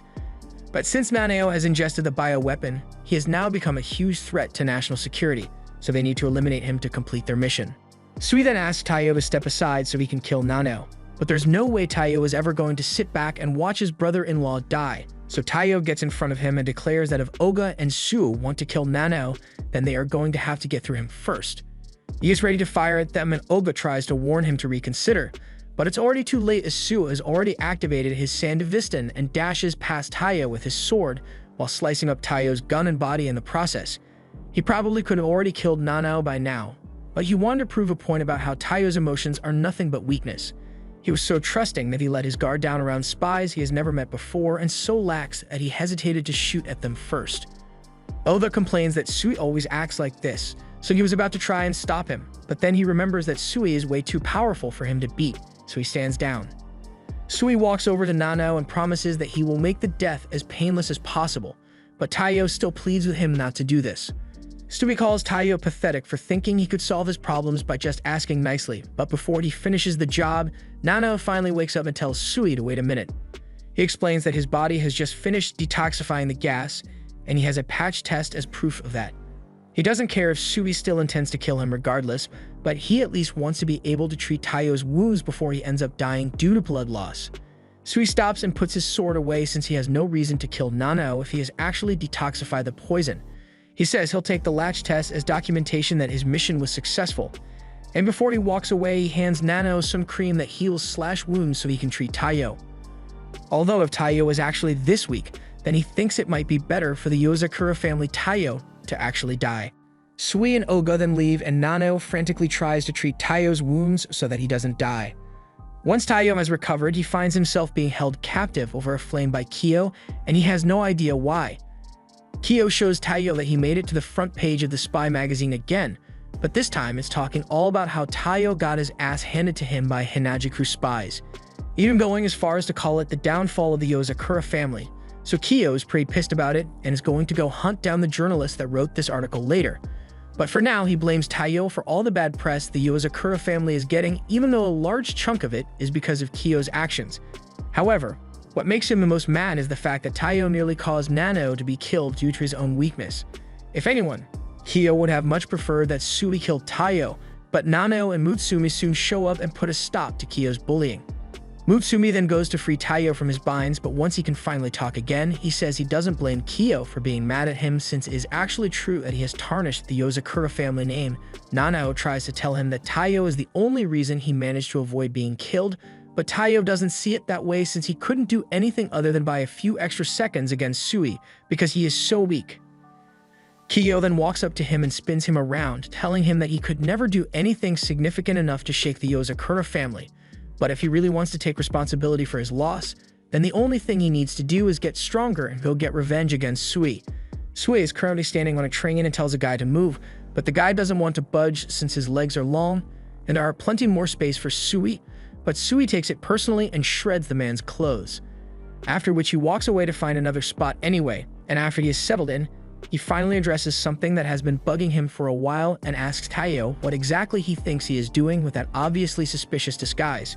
Taiyo realizes he has been found out, and Sui asks if he's here to try and get revenge for the last fight they had. But that's not what Taiyo is here for.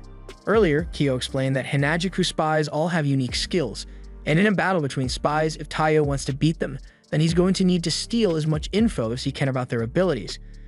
Which is why Taiyo tells Sui that he's going to learn everything that he lacks as a spy by watching Sui.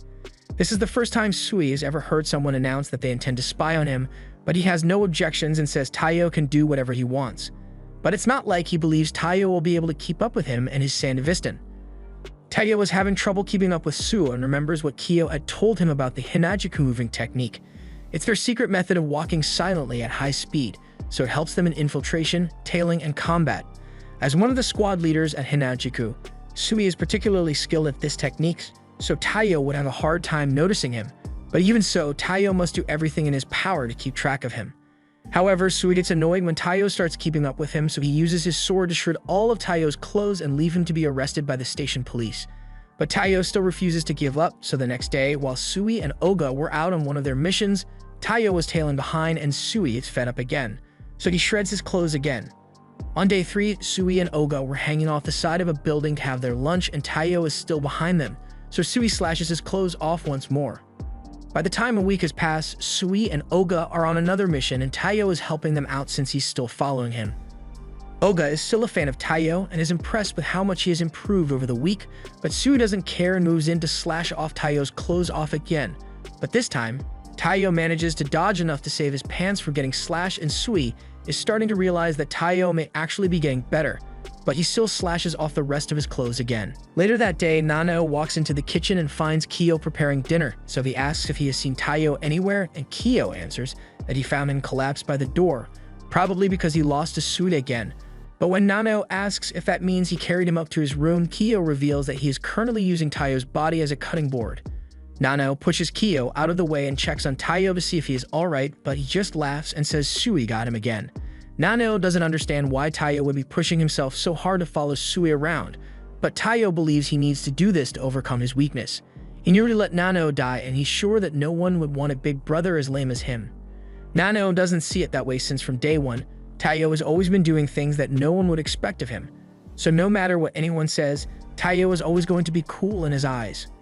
On the 10th day of Taiyo following Sui, he has managed to tail him for the entire day, so Sui is indeed impressed, but he is done playing around with Taiyo, so he plans to finish him off once and for all this time. However, this time as Sui prepares to strike him, Taiyo knows the attack is coming, so he is able to grab his arm, although he still gets slashed in the process. After getting hit so many times by Sui's blade, Taiyo has realized that the slashes are spread all around his body, and the first one always starts from the center. He still can't see the attacks coming or react to them, but this way, he can at least survive Sui's attacks. He throws Sui across the yard, and he now understands why Taiyo was able to become a part of the Yozakura family, so he won't try to get rid of him anymore. He calls for Oga to help treat Taiyo's wounds, so Oga comes out of his hiding place and starts patching Taiyo up. He can't believe that Taiyo actually managed to dodge Sui's sword, but Sui knew he didn't actually dodge it. All he did was memorize Sui's habits so he would know when the attack was coming, but even that is still quite impressive. In the end, the article about Taiyo getting beaten ended up being forgotten, but Taiyo still has a lot to deal with since there are now articles of him being naked all over town and people think he's a weirdo now.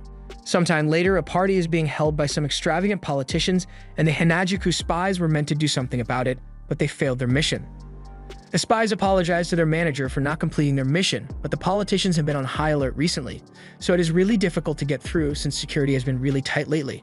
The manager had expected as much, but she was not worried since she has the perfect plan to get through their security, and it was going to involve Taiyo. The next day, Taiyo is out in the park with Mutsumi, and he's happy to spend time with her since she asked for his help with an errand, but he is a little curious about what she needs to do that requires all this stuff in his backpack. Eventually, they meet up with an old friend of Mutsumi's, and it turns out to be Sui, so Taiyo is reasonably shocked. Mutsumi explains that she knows Sui because they have worked together before, but even with that being the case, she's still a little pissed at him for the whole nearly killing Taiyo and Nanao thing that happened. Sui doesn't expect her to forgive him, but he also isn't sorry about it since he was just fulfilling a mission.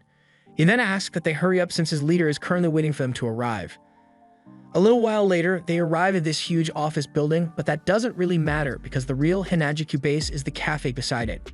They all walk in and Sui goes up to the register to place his really long order. And once he's done, a code is entered into the register which opens a trap door beneath their feet. Taiyo is a bit surprised, but Sui says it's only natural the secret government spy organization be located underground. There'll be another few hundred more meters before they make it to the head office, so Sui offers Mutsumi some tea while she's sitting in his lap, and Taiyo really doesn't approve since she is his wife. However, Sui states that it would be too dangerous to let her go by herself, so he is just keeping her safe for now. And Taiyo sees exactly what he means by that as hundreds of arrows and lasers begin flying in their direction. These are inbuilt traps for the Hanajuku base's security and spy training, so Taiyo shouldn't let his guard down, otherwise he'll be ground beef before they reach the floor. After several torturous seconds of dodging lasers, Sui and Taiyo finally make it to the ground floor, but the traps aren't over yet, as a giant rock comes falling right on top of Taiyo. But just before he could be crushed, a Hanajuku leader runs forward and shatters the entire thing with just one punch. Afterward, she welcomes him and Mutsumi, but she wonders if Mr. Yozakura over here is really strong enough to keep Mutsumi safe at all. They all get settled down to have their meeting, and we see the leader binging on the delicious sweets that Mutsumi had Taiyo carry all the way here, and she is really grateful for it. She and Mutsumi seem to have a really good relationship, so Mutsumi explains that Rin was classmates with Kiyo, so she throws tea parties with the family from time to time. Rin doesn't like hearing Kiyo's name because talking about that sister-obsessed lunatic will ruin the taste of her cake, although she also understands how adorable Mutsumi is, which is why she wanted Mutsumi to marry someone who would be capable of protecting her from Kiyo's antics, but looking at Taiyo, he's not going to cut it.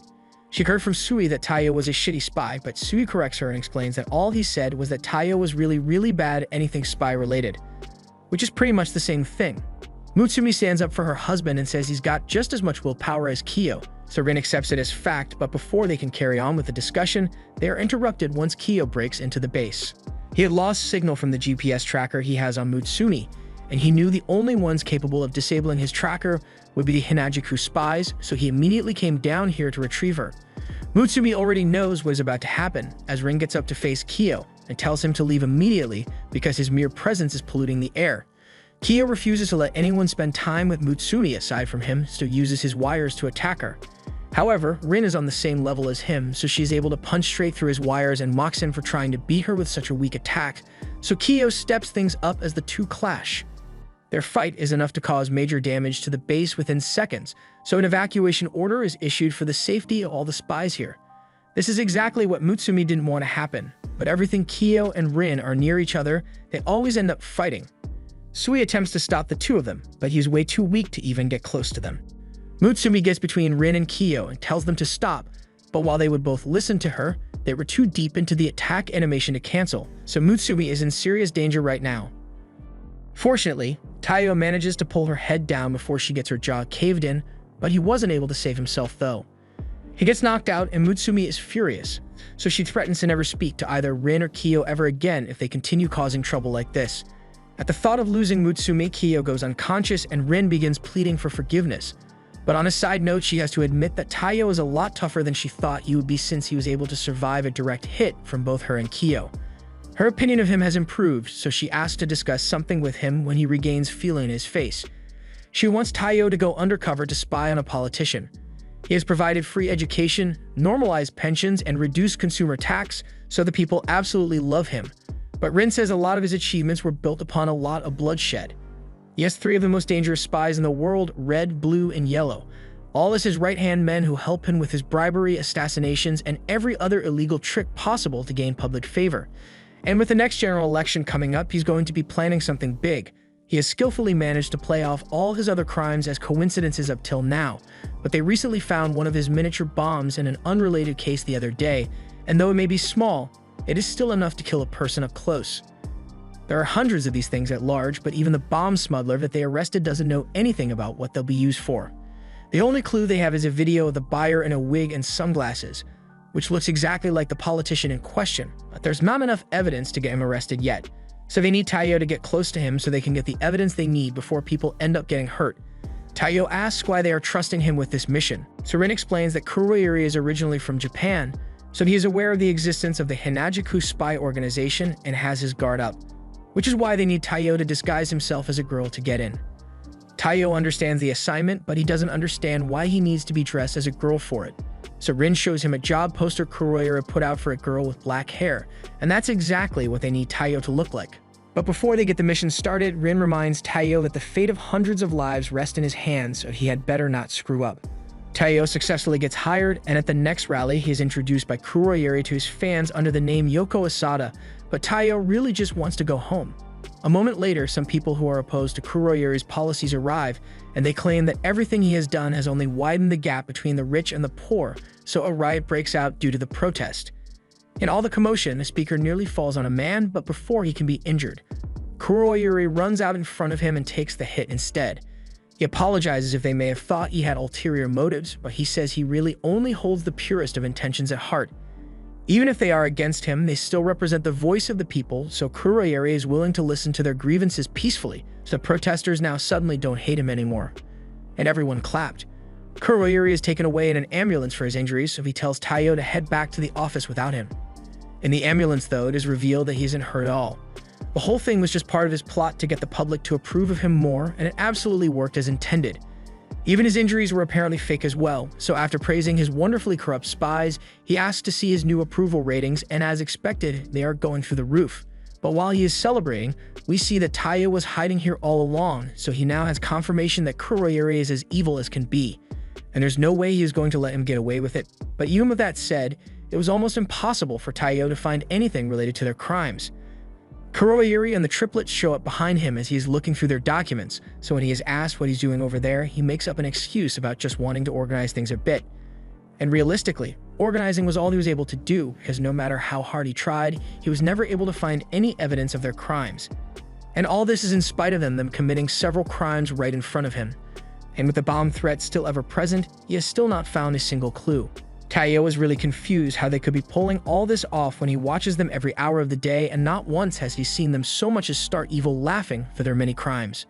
And all they do is dance all day, even though they completely suck at dancing. However, after taking a closer look, Taiyo realizes that their ridiculous moves aren't entirely because they are terrible dancers, but rather, they are using it to disguise a code they use to communicate with one another. Once he picks up on what their code is able to figure out that they are talking about how they just caused the downfall of an opposing organization. The next day, while a lot of important people are gathered in an auditorium, the plan Kuroyuri had was to use the bombs here because a lot of the people whom he couldn't use his dirty tricks on are gathered in one place, so he plans to get rid of them all today by planting the bombs under the stage. Without further delay, he presses the button to set off the bombs, but while the explosion does occur, it actually happens outside in the fountain. Taiyo is relieved that no one was hurt since he didn't have enough time to disarm the bombs and just chucked them in the fountain to minimize the explosive radius. He thinks he has managed to stop Kuroyuri's plans, but Kuroyuri already figured out that his assistant must be a spy since there should have been no way anyone would know about the bombs, so he points his gun at Taiyo and tells him he still has some backup bombs just in case something like this happened. He then shoots Taiyo in the head and sets off his secondary bombs, but while these ones go off as intended, all the people Kuroyuri wanted to kill are still alive somehow. They were all coated in some anti-shock foam before they could get hurt, and this was the work of Taiyo. He managed to stay alive since he switched the bullets in Kuroyuri's gun for fake ones, but he is still outnumbered 4-1, so Kuroyuri is still confident in his ability to get out of this as long as he has the triplets with him. However, Taiyo was never alone to begin with, as Su dashes past them all and slices their guns to pieces. As soon as it became clear that they were going to lose, the triplets ditched Kuroyuri before he even realized what was going on, and he is upset because he paid them top dollar to stick by his side. He still tries to put up a fight, but as a regular scummy person, he stands no chance against Sui. Now that everything is taken care of, Hinajuku arrives to handle the crime scene, so Sui asks Taiyo to escort Kuroyuri to the Hinajuku headquarters so he can be handed over to Rin. Taiyo still doesn't like being around Kuroyuri since he is really weird, but then he starts talking about how it is impressive that Taiyo overcame the trauma of the accident that killed his family and proved himself to become one of the Yozakuras. But it is truly unfortunate that he still believes what happened to his family was really an accident. This gets Taiyo's attention, so Kuroyuri goes on to say that he knows all about how his entire family crashed their car when they fell off a cliff, and the only one who survived was Taiyo. One could say that it was a miracle, but miracles can sometimes be the work of man. Hearing all this has made Taiyo really curious, so he points his gun at Kuroyuri's head and tells him to start talking because he wants to hear everything Kuroyuri knows about what happened to his family. Kuroyuri doesn't feel threatened by the gun, so he isn't obligated to answer any of Taiyo's questions, but as someone who is very familiar with the spy underworld, he can tell Taiyo with certainty that there are many hidden truths in the world. Just then, Taiyo receives a call from Sui, and it's an emergency. The Deputy Prime Minister has been kidnapped and is being live-streamed from an unknown location. He was taken during all the chaos from the explosion and switched for the placeholder so his disappearance wouldn't be noticed. He must have been the target all along, so Sui wants Taiyo to interrogate Kuroyuri to find out what he knows about it. Evidently, Kuroyuri is well informed about the kidnapping and was even planning to head over to the abduction site, so he frees himself from his binds, which surprises Taiyo, and in the next moment he drops one of his earrings, causing a massive explosion in the middle of the road. Back at home, Nanao is busy mixing up some chemicals when he accidentally messes up a little. An explosion occurs and Mutsumi rushes in to check on him. But there's no need to worry since there are no adverse effects aside from the stage 7 cancer he just got, but that's easy enough to fix. In a few minutes, Nanao has gotten rid of his tumors and goes back to mixing work. He explains to Mutsumi that he has been messing up lately because he is so worried about Taiyo possibly getting hurt on a mission, so he's finding it hard to focus on his work. That's what led him to begin his latest experiment, so in case Taiyo ever actually does come back as a mangled corpse, he'll have a concoction ready to heal him up. He asks Mutsumi if she isn't worried about Taiyo as well, but of course is worried about him. He's her husband. However, she also knows that brooding over it isn't going to help, so all she can do is prepare a celebratory feast for him when he returns. She may have went a little overboard with the cooking, but she's sure Taiyo will love it when he gets home. But now that she thinks about it, the house has been awfully quiet lately, so she asks Nanao what everyone else is up to. Nanao explains that they are all worried as well, so Kengdo is busy making a mask for Taiyo in case his face gets disfigured beyond recognition during his mission. Shin is busy doxing all of Taiyo's haters on the internet, and Shinzo has just been crying over it this entire time. However, neither Kiyo nor Futaba have moved a muscle, and it's because Futaba believes that there's no point in worrying about Taiyo since his skills are sufficient for a mission like this. Meanwhile, Kiyo isn't worried because he just never liked Taiyo to begin with. Back on the streets, Taiyo finally makes it out of the wreckage while carrying the driver, and the only thing on his mind right now is what Kuroyuri had told him. If it is really true that his family's deaths weren't an accident, then who was behind it? Just then, he gets a call from Sui who asks if he is alright. Taiyo confirms that he managed to make it out in one piece with the driver, but Kuroyuri managed to escape. Sui says that's not a problem since they expected this to happen in the first place. He didn't inform Taiyo of this earlier, but Kuroyuri isn't just a crazy politician, he is actually a former spy known as Kurogo, and during his prime, he was a living legend. The official story is that he died 6 years ago, but as Taiyo has seen, he is still alive and well, under the new name Kuroyuri. They eased the security on him during transport by only sending Taiyo so that he would be able to escape and they could figure out what his real objective is. And since they now know that he is heading for the place where the Deputy Prime Minister is being held hostage, they should be able to find him with the GPS tracker they planted on his body. There's nothing more for Taiyo to do, so Sui tells him that he is free to return to headquarters. But what Kuroyuri had told him earlier still doesn't sit right with him, so he has a choice to make. At the undisclosed location, Kuroyuri takes the blindfold off the Deputy Prime Minister, who's confused by the whole situation. Kuroyuri tells him to just relax and look into the camera since the media is probably in an uproar already. The deputy is disappointed to find out that this is what Kuroyuri really is. He always thought he was an odd politician with that chicken costume, but finding out that he is a terrorist is simply disheartening. He tells Kuroyuri that a stunt like this won't be able to change the political climate, but Kuroyuri does give a damn about the political climate. The deputy is confused, so Kuroyuri finally decides to take off the rest of his disguise to enlighten the deputy on what's going to happen. As the waving glasses come off, the deputy's eyes go wide since he recognizes Kurogo, but it shouldn't be possible for him to be standing here since the deputy watched him die years ago. Now that introductions are out of the way, he sits down and addresses the public. He will not be speaking as Kuroyuri anymore, but as a father who lost his child. In his quest to avenge his child, he has taken out several politicians behind the scenes, but since the deputy is the one who knows the whole story, Kurogo thought it would be fitting to kill him in broad daylight. Now the interview begins. He points a gun at the deputy and tells him he has two choices.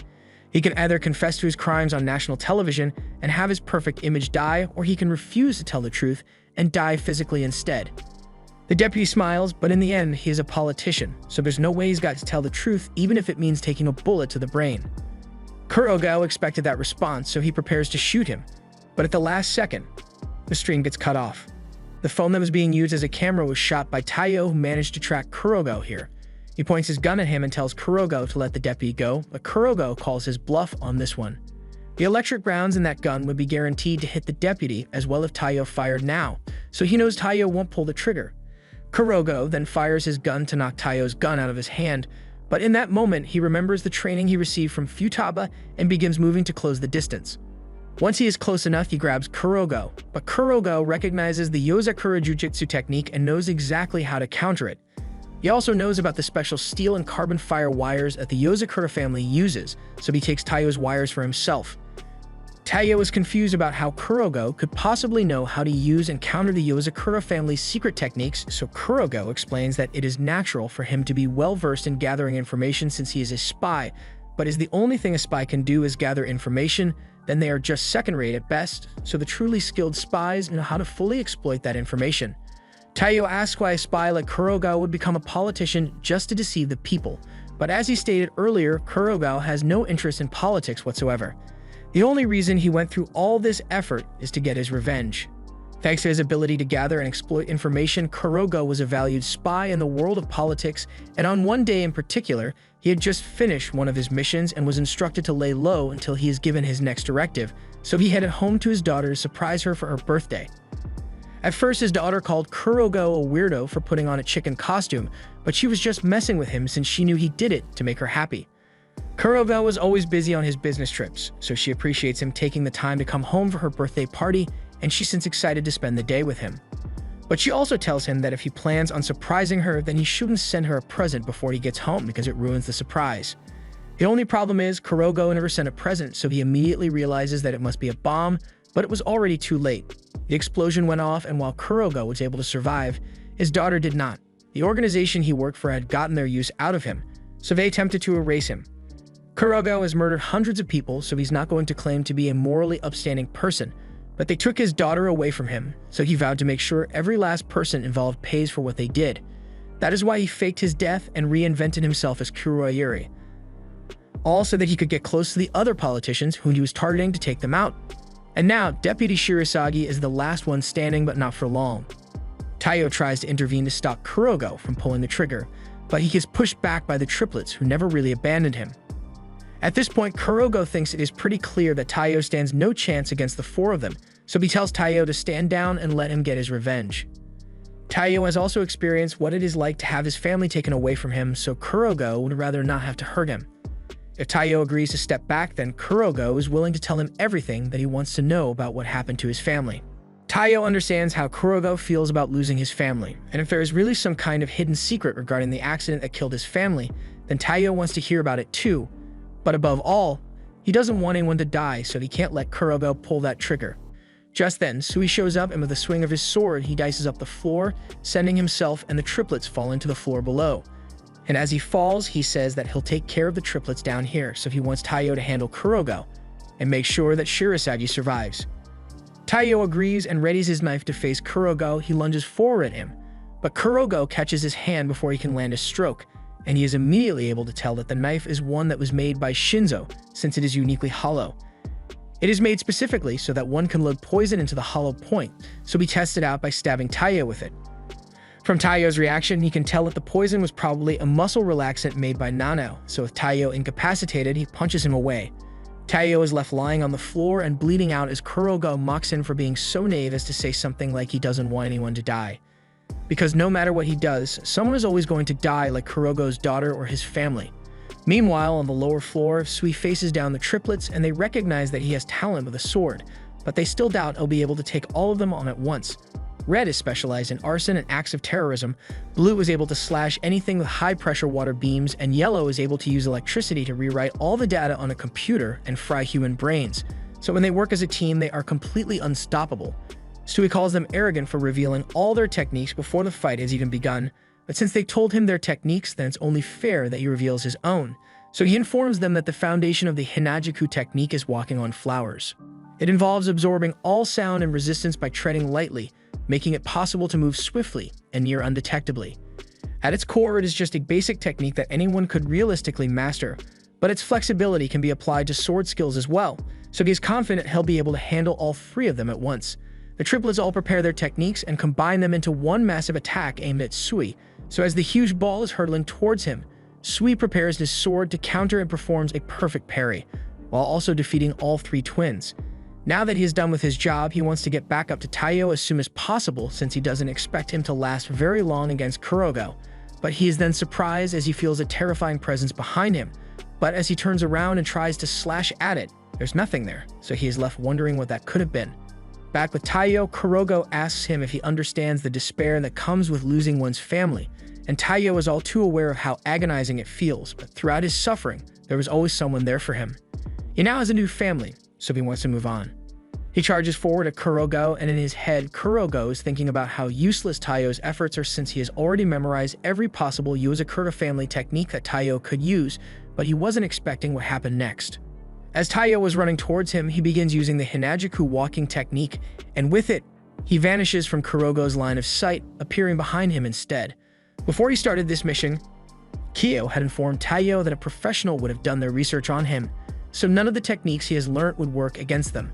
However, the security of knowledge can often blunt one's ability to adapt, so even if it is not a perfect replication, the walking technique was enough to throw Kurogo off his game, and despite knowing every technique Taiyo is going to use and how he will use it, he doesn't have enough time to come up with countermeasures anymore, and ultimately, that leads to his defeat. Kurogo acknowledges that Taiyo has bested him, and he has no regrets since he always expected things to end up this way for him. He gave up on everything other than revenge a long time ago, but Taiyo chose to struggle on through the hardships. Out of respect for Taiyo's resilience, Kurogo gives him a note containing the information he knows about the culprit behind the death of Taiyo's family. But immediately after, Kurogo gets shot through the throat.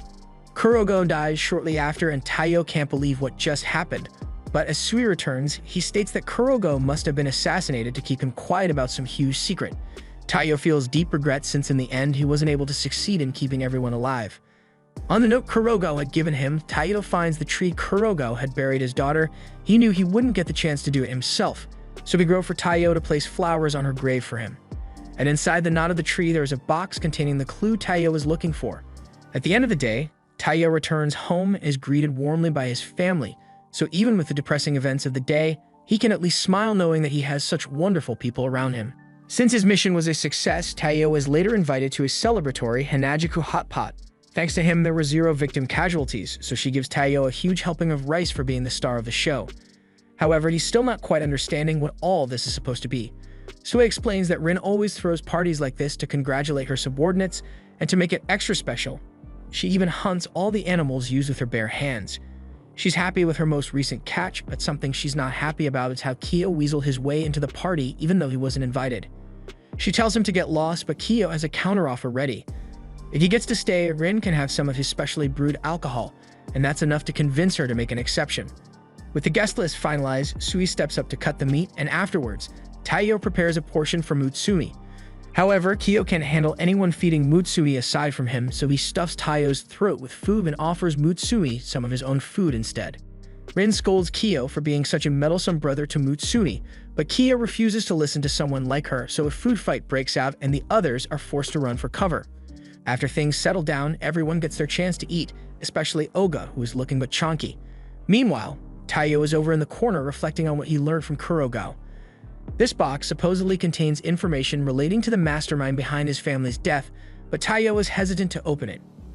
In the middle of his contemplation, Mutsumi shows up and scares the daylights out of him. She saw Taiyo looking down, so she came over to check on him. Taiyo says he is fine, but he is just scared of what he may find if he opens the box because it may change everything.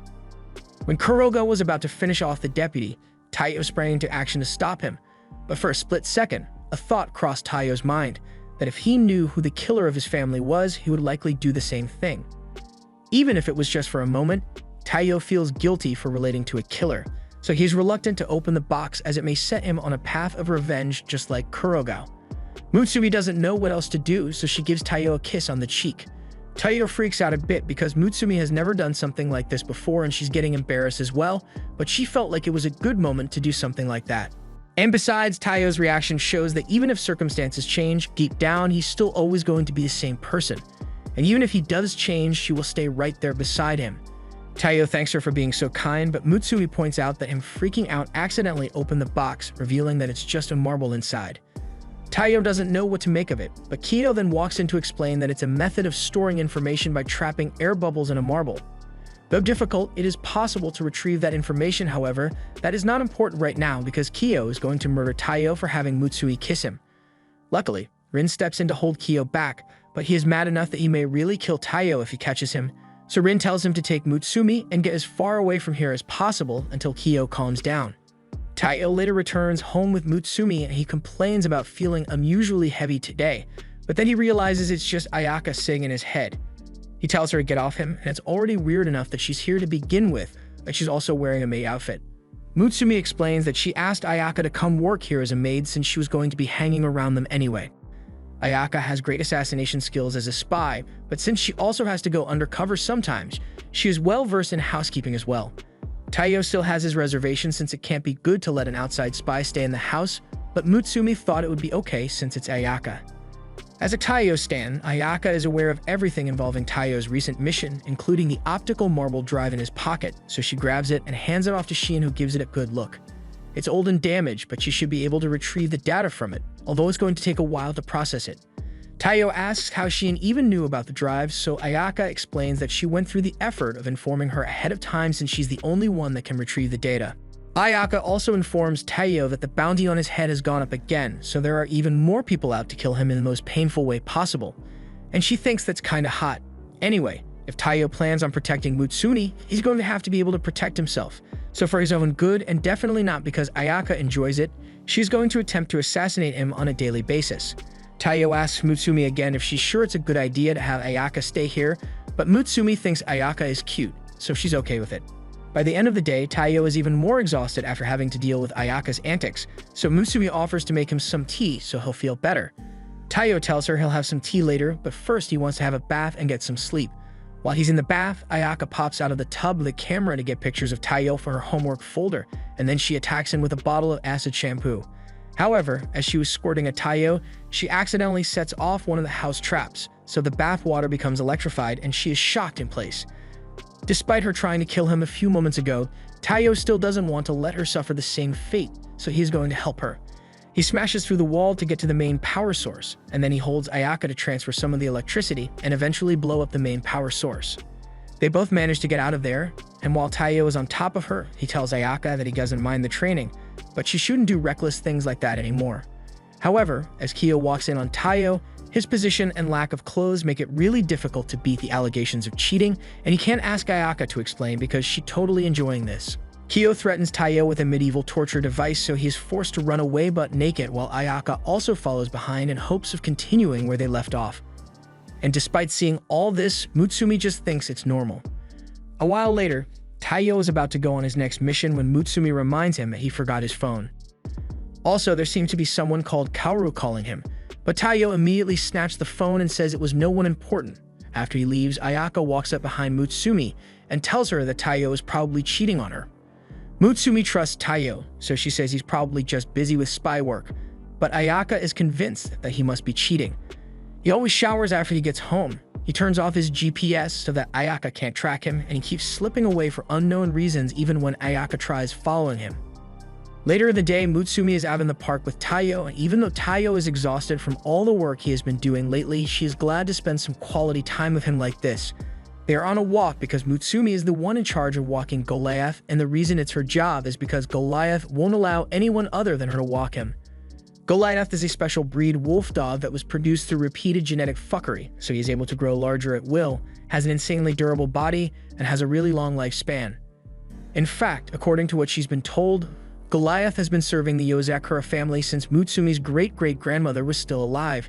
He's even strong enough for her to ride on, but when Mutsumi tells Taiyo to get on as well, he gets swatted off because Goliath refuses to have any rump other than Mutsumi's on his back. Since Goliath isn't allowing Taiyo to ride him, Mutsumi suggests Taiyo can just hold on to the leash and follow along. But follow along is a loose term since Taiyo gets dragged around faster than a bullet train, up a building, and across a lake. By the time the walk is over, Taiyo isn't looking so good, and while he's recovering, some kids walk up to Goliath since they've never seen such a huge dog before. It all seems perfectly harmless, but as Mutsumi walks over to talk to the kids, we then see a sinister clown targeting her, and he apparently rigged the kids' balloons with explosives just to get to her. Mutsumi grabs the kids to protect them, and while Goliath tried to protect her as well, Taiyo was the one who really shielded everyone from the blast. Taiyo is just glad that everyone is okay, but for someone to hurt her Taiyo like this, Mutsumi is going to get revenge back in blood. She orders Goliath to track down the culprit, and from a few pieces of the explosive, Goliath is able to track down the exact location of the clown instantly, so he leaps into action. In the meantime, Mutsumi can use the bomb fragments to track the transmission signal using Shin's system, and in doing so, she gets a direct line of contact with the clown that attempted to assassinate her. The clown is honestly surprised that Mutsumi is still alive, but from the crude bombing attempts as well as the flawed plan that got bystanders involved, Mutsumi can tell that the clown must be a third-rate assassin at best. Mutsumi may not have any powers of her own, but it is foolish to think that makes her an easy target since she has reliable people around her, like Goliath who has just found the clown. After Goliath was done mangling the clown, he returned to the park and took a nap beside Mutsumi while she tended to Taiyo's wounds. Taiyo says he's fine, but then his phone starts ringing, so Taiyo says he needs to get back to the house quickly. Mutsumi understands that he's got private business to attend to, so she asks Goliath to take them both home. Goliath then grabs Taiyo and throws him and Mutsumi onto his back. Taiyo asks if Goliath is really okay with letting him ride, but after Taiyo took an explosion from Mutsumi, Goliath approves of him a little more than before. They eventually get home and Taiyo is glad he made it just in time, but then Ayaka attacks him out of nowhere and accuses him of cheating. Taiyo tries to explain that it's not what she thinks, but Ayaka found proof of him meeting with another girl. And with the evidence stacked against him, Kiyo intends to punish him with another medieval torture device. However, as before Taiyo is maimed, the girl from the picture interrupts and introduces herself as Momiji, a member of Hinanchiku. She's here to deliver a package for Taiyo, but Taiyo had asked her to meet him in secret for the handover so that no one would know. That was the initial arrangement, but her grandpa Kaoru told her that it may be better to let everyone know about it to avoid misunderstandings like this. Mutsumi remembers Taiyo receiving calls from someone called Kaoru, and it was the old man who Taiyo had contacted to help him acquire this, a container of Kiyo's favorite tea leaves. Taiyo had remembered Mutsumi talking about how they were out of Kiyo's tea leaves, but dark sweet is notoriously hard to make due to its exotic ingredients. So Taiyo went through a lot of trouble to gather its ingredients secretly so he can replenish Kiyo's stock as thanks for all the help he's given. The reason he didn't tell Mutsumi was because Kiyo was bound to find out if she knew, so Taiyo apologizes for making her worry for nothing. Kiyo can't believe that despite everything he has done to Taiyo, he still went this far to do something nice for him, so he feels really bad about how he treated him. Everyone sits down to enjoy some of the tea, and Ayaka wants to apologize to Taiyo for doubting his intentions. On the other hand, even though Kiyo feels bad about mistreating Taiyo, he still refuses to apologize to him, so Mutsumi tells Goliath to sit on him until he gives Taiyo an apology. A few days later, Taiyo is training with Futaba by having baseballs shot at his face repeatedly. She used to use this to train with Shinzo back when they were younger, so it brings back a bunch of good memories for her. However, she's the only one having fun since Taiyo can't take this anymore and ends up getting a baseball to the face. Due to this, Futaba takes Taiyo inside for a short break before they continue with their training, but once they enter, they find Mutsumi sitting at a table, so they ask what she's doing. Mutsumi tells them that she found an old photo album, so she's taking a look at all the pictures of them when they were younger. Taiyo points to a picture and asks what it's for, so Mutsumi explains that it was taken when Nano first got his spy license. They have a tradition of taking a picture of the whole family every time one of them got their license, and Taiyo thinks that's wonderful, but there's just one problem. He had no idea spy licenses were even a thing. Futaba explains that a spy license is a membership card issued by the Spy Association, but Taiyo has never heard of the Spy Association either, so Futaba further explains that it's an organization that was founded to provide mutual aid to spies all around the world. You can get a license issued to you by them if you pass the exam that they hold once a year, and it comes with various different benefits like spy pension and intel access. The first test will get you a bronze card, but if you take the promotion exam, you can move up to silver and eventually gold. Futaba always expected him to take the test, but she was going to leave it for a little further down in his training. However, since he's feeling so motivated, she's fine with him taking the test now. Just then, Kiyo pops up from behind her and says he has no issue with Taiyo taking the exam either, but everyone in the family has passed it on their first try, so if Taiyo fails, he would be bringing shame onto the family. Taiyo already knew Kiyo was going to threaten him somehow, so he just brushes his words off. However, that just makes Kiyo mad, so he chases Taiyo into the next room. While Taiyo is being choked out by Kiyo, Mutsumi and Futaba hear a scream coming from Shin's room, so they go to check it out. In Shin's room, they find Ayaka desperately apologizing for something accidentally touching the cables to Shin's computer while cleaning, but Shin says it's fine since it only caused a minor glitch in her code. And the glitch in question looks a lot like a ghost, so Taiyo wonders how something like that even happened in the first place. He was a little frightened by it, but not as much as Futaba, who is now whiter than usual. The others explain that Futaba is absolutely terrified of ghosts, but Taiyo finds it hard to believe since she is so strong. Things like zombies or monsters can always be defeated with brute force, but when it comes to ghosts, there's nothing for her to punch, so she's totally powerless against them. And that terrifies her. She even ended up destroying a haunted house out of fear one time, but she always goes back to normal after a day, so they just need to watch over her until then. However, in this state, even a stiff breeze is enough to scare her senseless. But aside from Futaba's fear, Shin does find it weird that she has been hearing noises more often around the house even when no one's at home.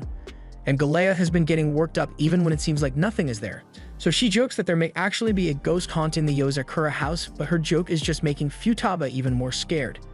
As the day goes on, everyone is going to have to pitch in to look after Futaba, but this isn't the first time this has happened, so they already know what to do. Things were going pretty well with how they were keeping Futaba calm, until Kengo decides to prank her with a tiki mask for fun. After that, Futaba was glued to Mutsumi for the rest of the day, and she hasn't been able to relax at all.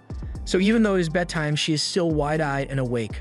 Mutsumi tries to calm her down by saying Taiyo will stand guard over them for the night, but then strange sounds start coming from the ceiling, so even Taiyo is starting to wonder if there might be a ghost here. To distract Futaba from the weird sounds, Mutsumi pulls out a thick, heavy book so she can read it to her.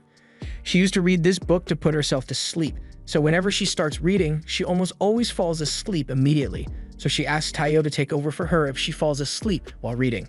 Mutsumi begins reading, but as soon as she says the introduction, she blacks out and falls asleep.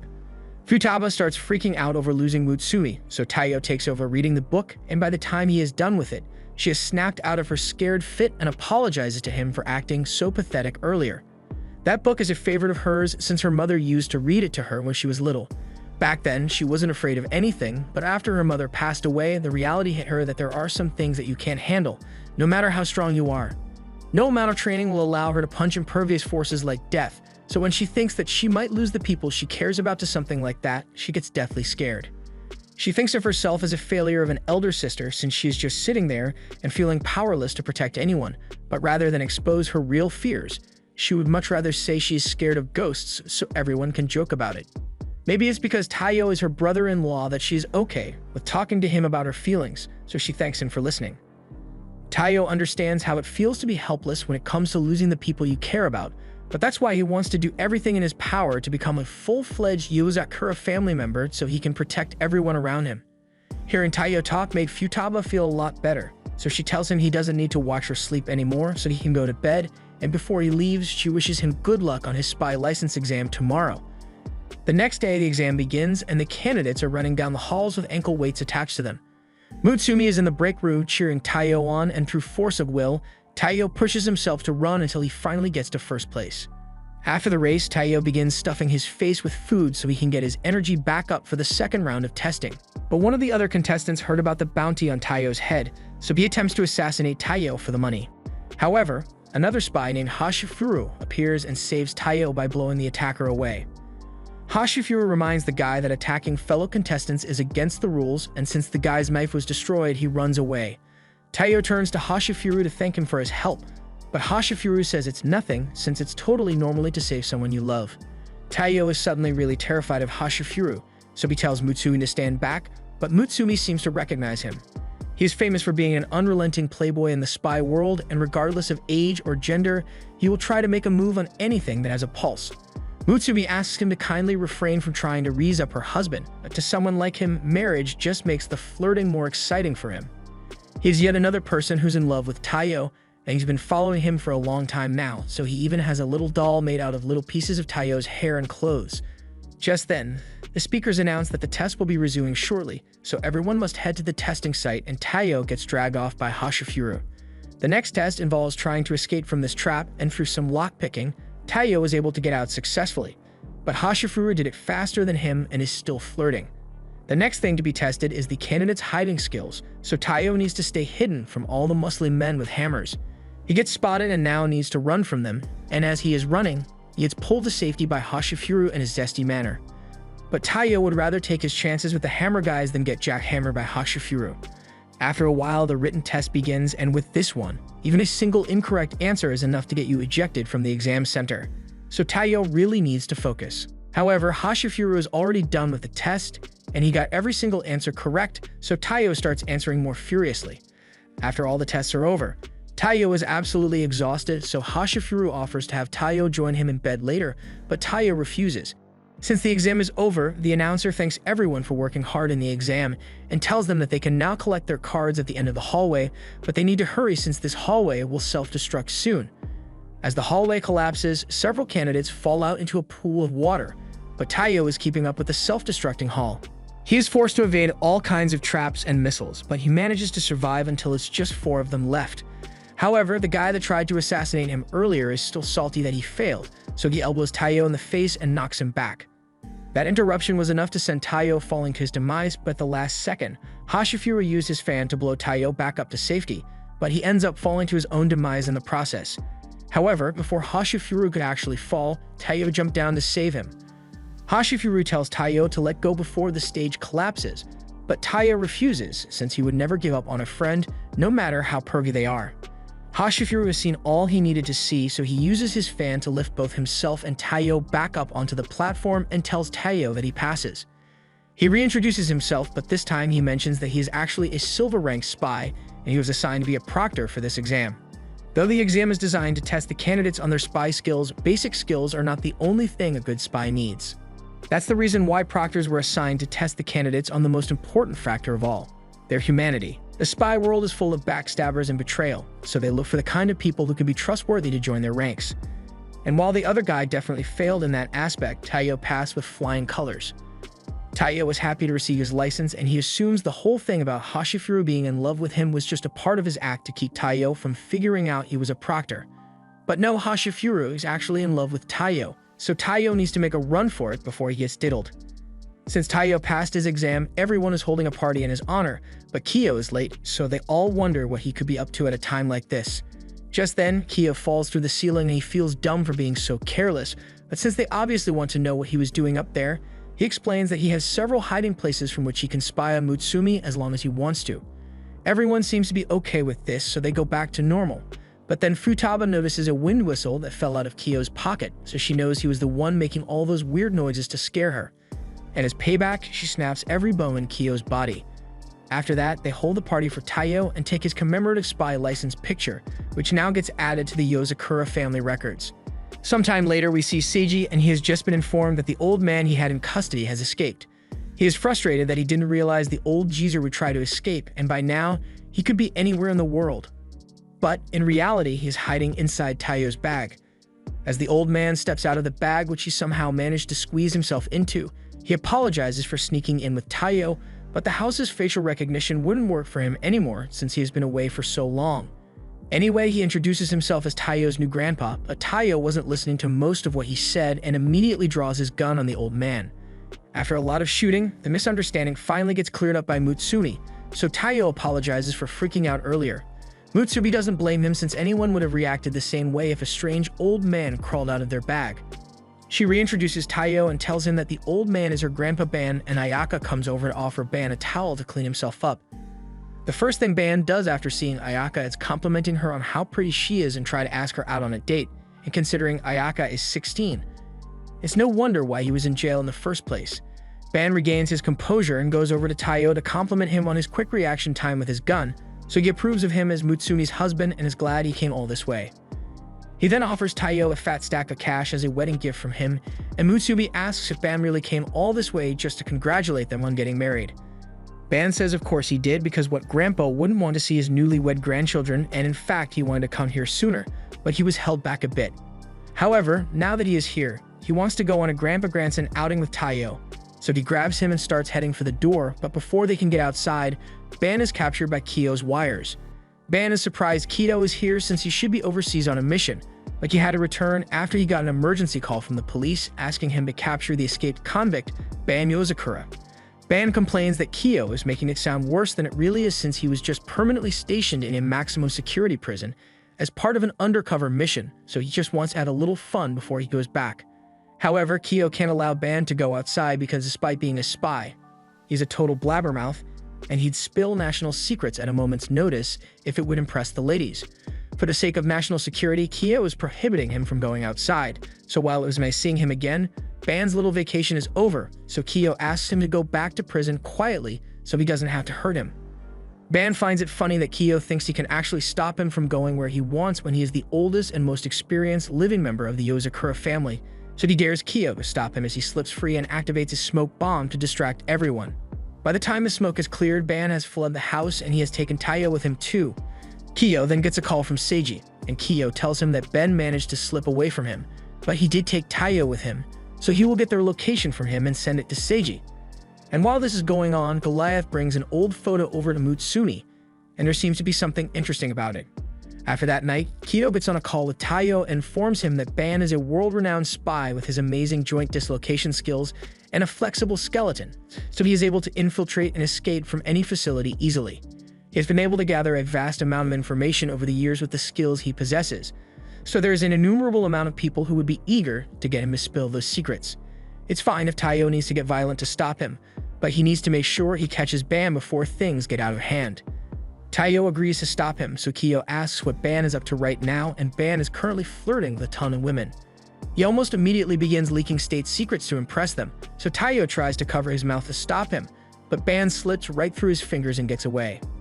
He then tells Taiyo that he is far too young to catch a veteran like him, but then he notices that Taiyo has thought ahead and already glued Ban to the chair. Now he's completely stuck, or at least he would be, if he wasn't totally fine with stripping down to his underwear. He tells Taiyo he has a lot to learn if he ever hopes to lay a finger on him, but he is welcome to try as much as he wants. After several failed attempts to catch Ban, Taiyo has finally given up and just accepts that he won't be able to catch Ban, but he is still curious why Ban went through all the trouble of breaking out of prison if it really was just an undercover mission. He could have waited until the mission was over, but today is actually a special day for Ban, although he doubts Taiyo would understand his sentiment. The bartender comes over and he recognizes Ban from a couple years back, so he offers him some of his favorite alcohol. Ban is excited since it was his wife's favorite drink as well, so he offers Taiyo a glass, but Taiyo refuses since he is still too young to drink. Ban complains that Taiyo is being such a stickler for the rules, and at this rate, Ban's never going to get any great-grandchildren from him. Taiyo spits his drink out in shock, but Ban was serious about wanting those great-grandchildren, so he says he will tell Taiyo all about how he made out with his wife back in the day. Taiyo doesn't want to hear it, but Ban keeps talking anyway and starts by mentioning how beautiful and cheerful his wife was. Before he met her, he didn't care about anything, not about the world and not even about himself, but that all changed when he met her. She was the first person he ever cared about, and she sincerely wanted him to take care of himself as much as he did with her. Ban says she was a wonderful woman and far too good for someone like him. He gets the feeling that Taiyo can relate to his story, which is why he wanted to talk to him as someone who also married into the Yozakura family. Love may be infinite, but your life is still going to end one day, so he wants Taiyo to cherish every moment he has so he doesn't end up having regrets. He just wants both Taiyo and Mutsumi to be happy, so Taiyo tells him that he doesn't need to worry since Mutsumi has already made him happier than he has ever been before, and he is going to do everything he can to make sure Mutsumi feels the same way about him. Ban is happy to hear that, so he says he will take Taiyo to another bar with even better service to show him a good time. Just then, an old lady walks into the bar, and before Ban could notice, he gets handcuffs slapped on his wrist. The old lady tells Ban that the cuff will explode if he tries to take them off by force, so he had better be careful unless he wants to blow his wife's hand off as well. Mutsumi shows up as well and apologizes to Taiyo for taking so long to get here. She introduces the old lady as her grandma, Kiko, and Taiyo is shocked since by this point he thought Keiko was dead or something with how Ban was talking about her. Ban immediately starts hugging Keiko and asking to go on a date with her since he went through the trouble of consulting the girls here for the perfect gift for her, and he even got her favorite bottle of wine. Unfortunately, while she would love an anniversary date, they still both got a lot of work to do, so she asks Ban to head back to prison so he can resume his undercover role. Ban eventually agrees to go back to the prison, and Taiyo finally understands why he went through all the effort to escape today, because it was his anniversary with Kiko. Even Mutsumi had forgotten all about it until Goliath showed her that photo earlier, and while Taiyo still thinks Ban was reckless for causing so much trouble, he can understand the feeling of wanting to be near the one you love. Mutsumi had been listening in on Taiyo's conversation with Ban, and she heard all about how Taiyo said he had no regrets about marrying her and was the happiest he had ever been. And she feels the same way. Meanwhile, on the car ride, Ban tells Keiko that Mutsumi found herself a great husband, and Keiko agrees, just like how she is lucky to have married Ban as well. A few days later, Ban breaks out of prison again to visit the family, but when he arrives, he finds that Ayaka is the only one at home. He asks her where everyone went, so she tells Ban that they all went on the monthly shopping trip, so Ban is bummed that he didn't meet them in time to go too. Meanwhile, at the mall, everyone has just finished eating and they all have stuff they need to do, so they decide to split up for now. However, before Kyo leaves, Fuchikaba asks Kyo to pay the bill for all of them since he is the oldest. Kyo refuses on account of the fact that he gives very few fucks about anyone here who isn't Mutsumi, but then Mutsumi asks him to pay the bill, and he can't resist her cute charm. Once the bill is paid, they all agree to meet back up in 2 hours. And while walking with Mutsumi, Taiyo recalls that he hasn't come to this mall in a really long time. He asks Mutsumi what they are meant to buy here, so Mutsumi goes over the list and says it's just the usual stuff like toilet paper, milk, bullets, and hand grenades. She moves over to a coin machine, and for just 100 yen, she's able to get around 20 hand grenades. She then goes to the Starbucks counter and orders 100 kilograms of bullets, and she gets exactly what she asked for, so Taiyo is starting to wonder if this is a normal mall after all. Mutsumi confirms his suspicions by telling him this mall is a supplier for spies, con artists, and all kinds of people from the criminal underworld, but they still got a lot of shopping to do. Mutsumi tells Taiyo to hurry up. Meanwhile, Shin has just purchased a new memory card alloy, and Shinzo is trying to decide which gun he would rather buy, but he is taking too long, so Shin just chooses for him. Futaba is busy visiting her chiropractor, and with how many people she's had to fight this month, her back is as stiff as a metal pipe. In other news, Nano is buying some cyanide pills while Kengo bought some disguise cream, and Kyo met up with a bookstore owner to get a very special book for some reason. Taiyo is starting to understand how this place works, so he gets his bulletproof shirt cleaned at the dry cleaners and is ready to meet back up with Mutsumi. But just before he leaves, a little girl grabs onto his arm and asks for help. Taiyo takes her to Mutsumi, where the girl explains that her name is Suzu, and her father got taken downstairs by a couple of scary people. Mutsumi realizes what's going on, so she takes both of them to the elevator where she explains that the mall has an unmarked basement floor for the black market Gon Castle. Taiyo is shocked that a place like this exists right under the mall, but Mutsumi warns him not to let his guard down, otherwise he will end up being sold as a product. The only reason they aren't already being attacked is because people are well aware of how dangerous it is to target Mutsumi. Suzu soon hears her father being assaulted, and it seems like he was a mule for the drug cartel, but he quit after he had his daughter. Now the cartel is trying to steal his eyes and lungs for it, but before anything bad can happen, Taiyo steps in and knocks the assailant out. Suzu is finally able to reunite with her father, but Taiyo and Mutsumi now have bigger problems as the entire black market is now after Taiyo for the $500,000 bounty on his head. Taiyo may be skilled, but handling this many people at once is out of the question for him. Luckily, before he can get jumped, Kyo comes to his rescue along with the rest of the family, and by the time they are done, the black market is completely destroyed, leading to the collapse of the basement floor. Everyone leaves the mall together, and as far as the Yozakura family goes, this was a pretty successful shopping trip.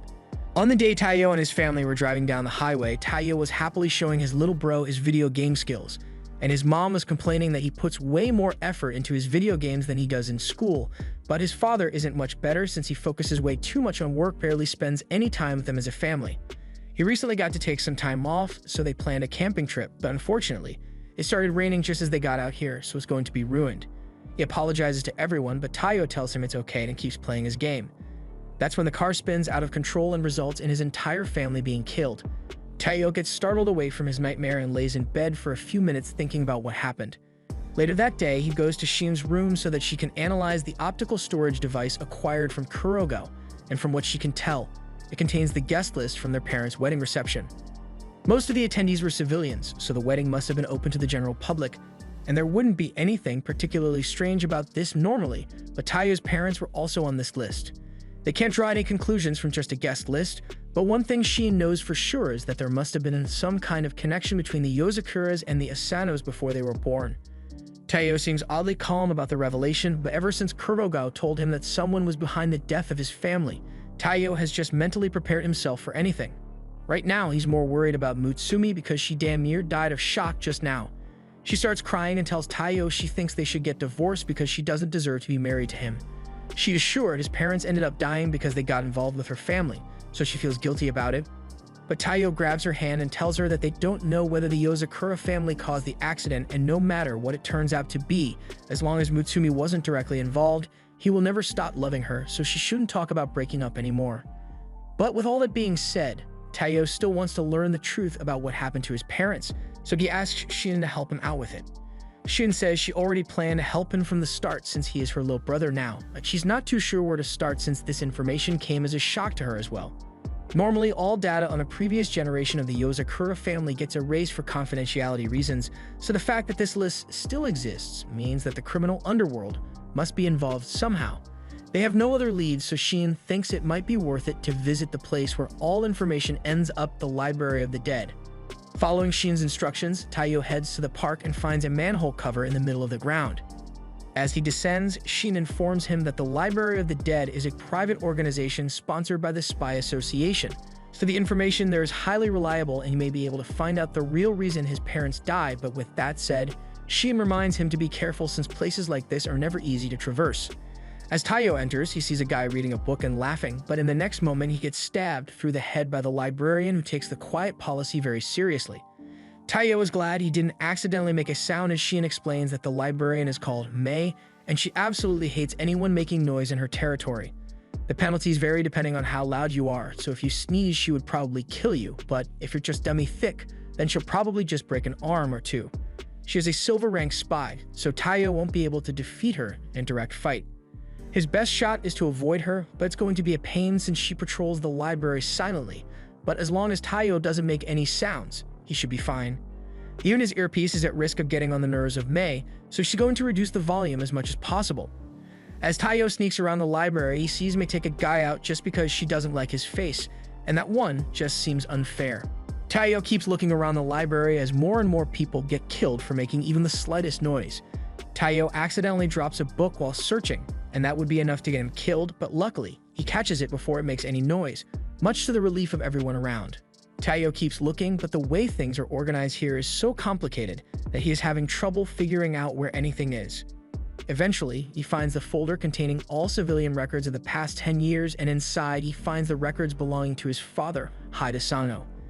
The file doesn't give Taiyo any useful information, so he is bummed out that he risked getting impaled by the crazy librarian for nothing, but then he realizes that there is a slot in the book for the optical storage device. He pulls it out and inserts it in the hole, and once he does so, the book's pages change to reveal a file that says Taiyo's family were eliminated by Tampopo. The book then initiates a self-destruct sequence, and in the next few seconds, the book blows up. The sound was really loud, so Shin warns that Mei is definitely going to be on her way to take him out now, so he needs to duck to avoid her. Taiyo manages to evade Mei's initial strike, and under Shin's instruction, he fires an electricity blast at an outlet which causes the entire library to lose power. Under the cover of darkness, Shin tells Taiyo to make a run for it, but as he's trying to escape, Mei catches up to him because even without light, she can track him down just by the sound his body makes. She is going to take great pleasure in killing him, so she charges forward, and at the same time, Shin tells Taiyo to turn around and run into a nearby corridor. Just then, Mutsumi comes up with an idea, so she tells Taiyo to take off his earpiece and point it at Mei. And once he does this, she raises the volume to the max and screams into the mic, knocking Mei out. Mutsumi had figured out that Mei must be sensitive to sound, which is why she gets bothered by the slightest disturbances, so Shin's high-quality earpiece was able to overwhelm her ears and make her pass out. Aside from the near-death experience, Taiyo was able to gain a clue as to who the killers of his parents are, so he later goes to Kiyo for help tracking down Tampopo. However, Kiyo takes the opportunity to conflict pain on Taiyo. While Taiyo is tied up, Kiyo mentions that he has heard of Tampopo before, and that Taiyo's family weren't the only ones who fell victim to them, as they are also the ones who killed Mutsumi's mother. Kiyo has used every resource available to the Yozakura family to track them down, but he still hasn't found any good leads on them yet. All he knows is that they are a powerful organization which is targeting Mutsumi, and that all their members have dandelion tattoos on their hands. It has been incredibly frustrating for Kiyo, but Taiyo asks him to please not take his frustrations out on him. Kiyo calms down a bit and now mentions that he has to thank Taiyo since his recent revelation about the involvement of Tampopo in his parents' deaths helped him narrow down his own search. Since Taiyo's father worked in the medical field, Kiyo was able to find out that in the months around the time Taiyo's family died, 15 other medical professionals died in similar accidents. And the one thing all of these people had in common is that they all had some kind of interaction with the director of the Kawashita Clinic, Makoto. He may not necessarily be the mastermind behind the plot, but he is definitely somewhat involved. Tampopo killed their mother, Taiyo's family, and now they are after Mutsumi as well. So Kiyo asks Taiyo if he would like to join him in exposing the truth about Tampopo, and Taiyo is obviously on board. Taiyo proceeds to go undercover at the Kawashita Medical Clinic as an old man with chronic lung disease or something, and Mutsumi is going undercover as his old wife, so she's having a lot of fun with it. They enter the hospital and Mutsumi is worried because Taiyo is actually acting like an old man. But when she asks what's wrong, Taiyo just explains that Kido forced him to wear heavy weights on this mission even though it could be dangerous, so Mutsumi is going to have a word with him when they get home. Taiyo gets called up next, so Mutsumi wheels him over to the doctor, and he comes face to face with Makoto. Makoto gives him a checkup, and he says things look pretty normal, but he's impressed that an old man like him still has all of his teeth intact. Makoto tells Taiyo that he will do his best to provide him with the best care possible, so if he needs anything, he should just let him know. Taiyo is later taken to his room, and none of this makes much sense to Taiyo since Makoto seemed like he was genuinely invested in making sure his patients got good care, but Mutsumi is just enjoying the opportunity to spend time with Taiyo and act as his wife. She hopes that they won't have to deal with assassinations and bounties anymore so they can spend time like this when they actually do get old, and Taiyo thinks he might like that as well. Later that night, Makoto clocks out for the day and heads home, so Taiyo takes action and prepares to sneak into Makoto's office. Once inside, he takes a look at the computer, and while it looks like a regular computer, it has a ton of empty folders that look out of place, a spotless browser history, and unnecessarily high security systems. With the help of some tech he borrowed from Shin, he's able to scan the hard drive and locate files regarding something called the Somai Yoshino Project. It talks about how the Yozakura family is known for their superhuman abilities, but the mechanism behind it is actually rather simple. The Yozakura family head's body produces a protein known as somainin, and this protein is what allows the Yozakura family members to develop superhuman senses and abilities at an early age. However, the protein's effects are not exclusive to the Yozakura family, as it is also an effective doping agent for normal people. However, it can't be created synthetically, so if Tampopo wishes to mass produce it, then they need to get their hands on the natural factory for the protein. Mutsumi Yozakura's heart. Taiyo is shocked by this revelation, but at the same time he gets snuck up on by the Makoto, and he has Taiyo pinned to the ground with a scalpel pointed at him. Makoto had heard rumors, but he is surprised that the assassination of Taiyo actually failed, and Taiyo asks him if he is the one who killed his family and Mutsumi's mother. But Makoto sees no reason to answer a trivial question like that since Taiyo will be dead soon. He attempts to stab Taiyo through the chest, but the scalpel gets blocked by the weights Kyo had forced Taiyo to wear, so Taiyo pushes Makoto off himself and fires an electricity blast at him. But the blast does not seem to do anything to Makoto. Instead, he cancels it out and proceeds to set off a flashback before fleeing the room, along with the laptop and all the information on it. Taiyo is disappointed that Makoto managed to get away, but at least he managed to copy a lot of the data from the hard drive onto Shin's flash drive, so he now knows what Tampopo's evil plot is, and for Mutsumi's sake, he will not let them get away with it. This was the end of episode 13. Thanks for watching. Subscribe to not miss the next part.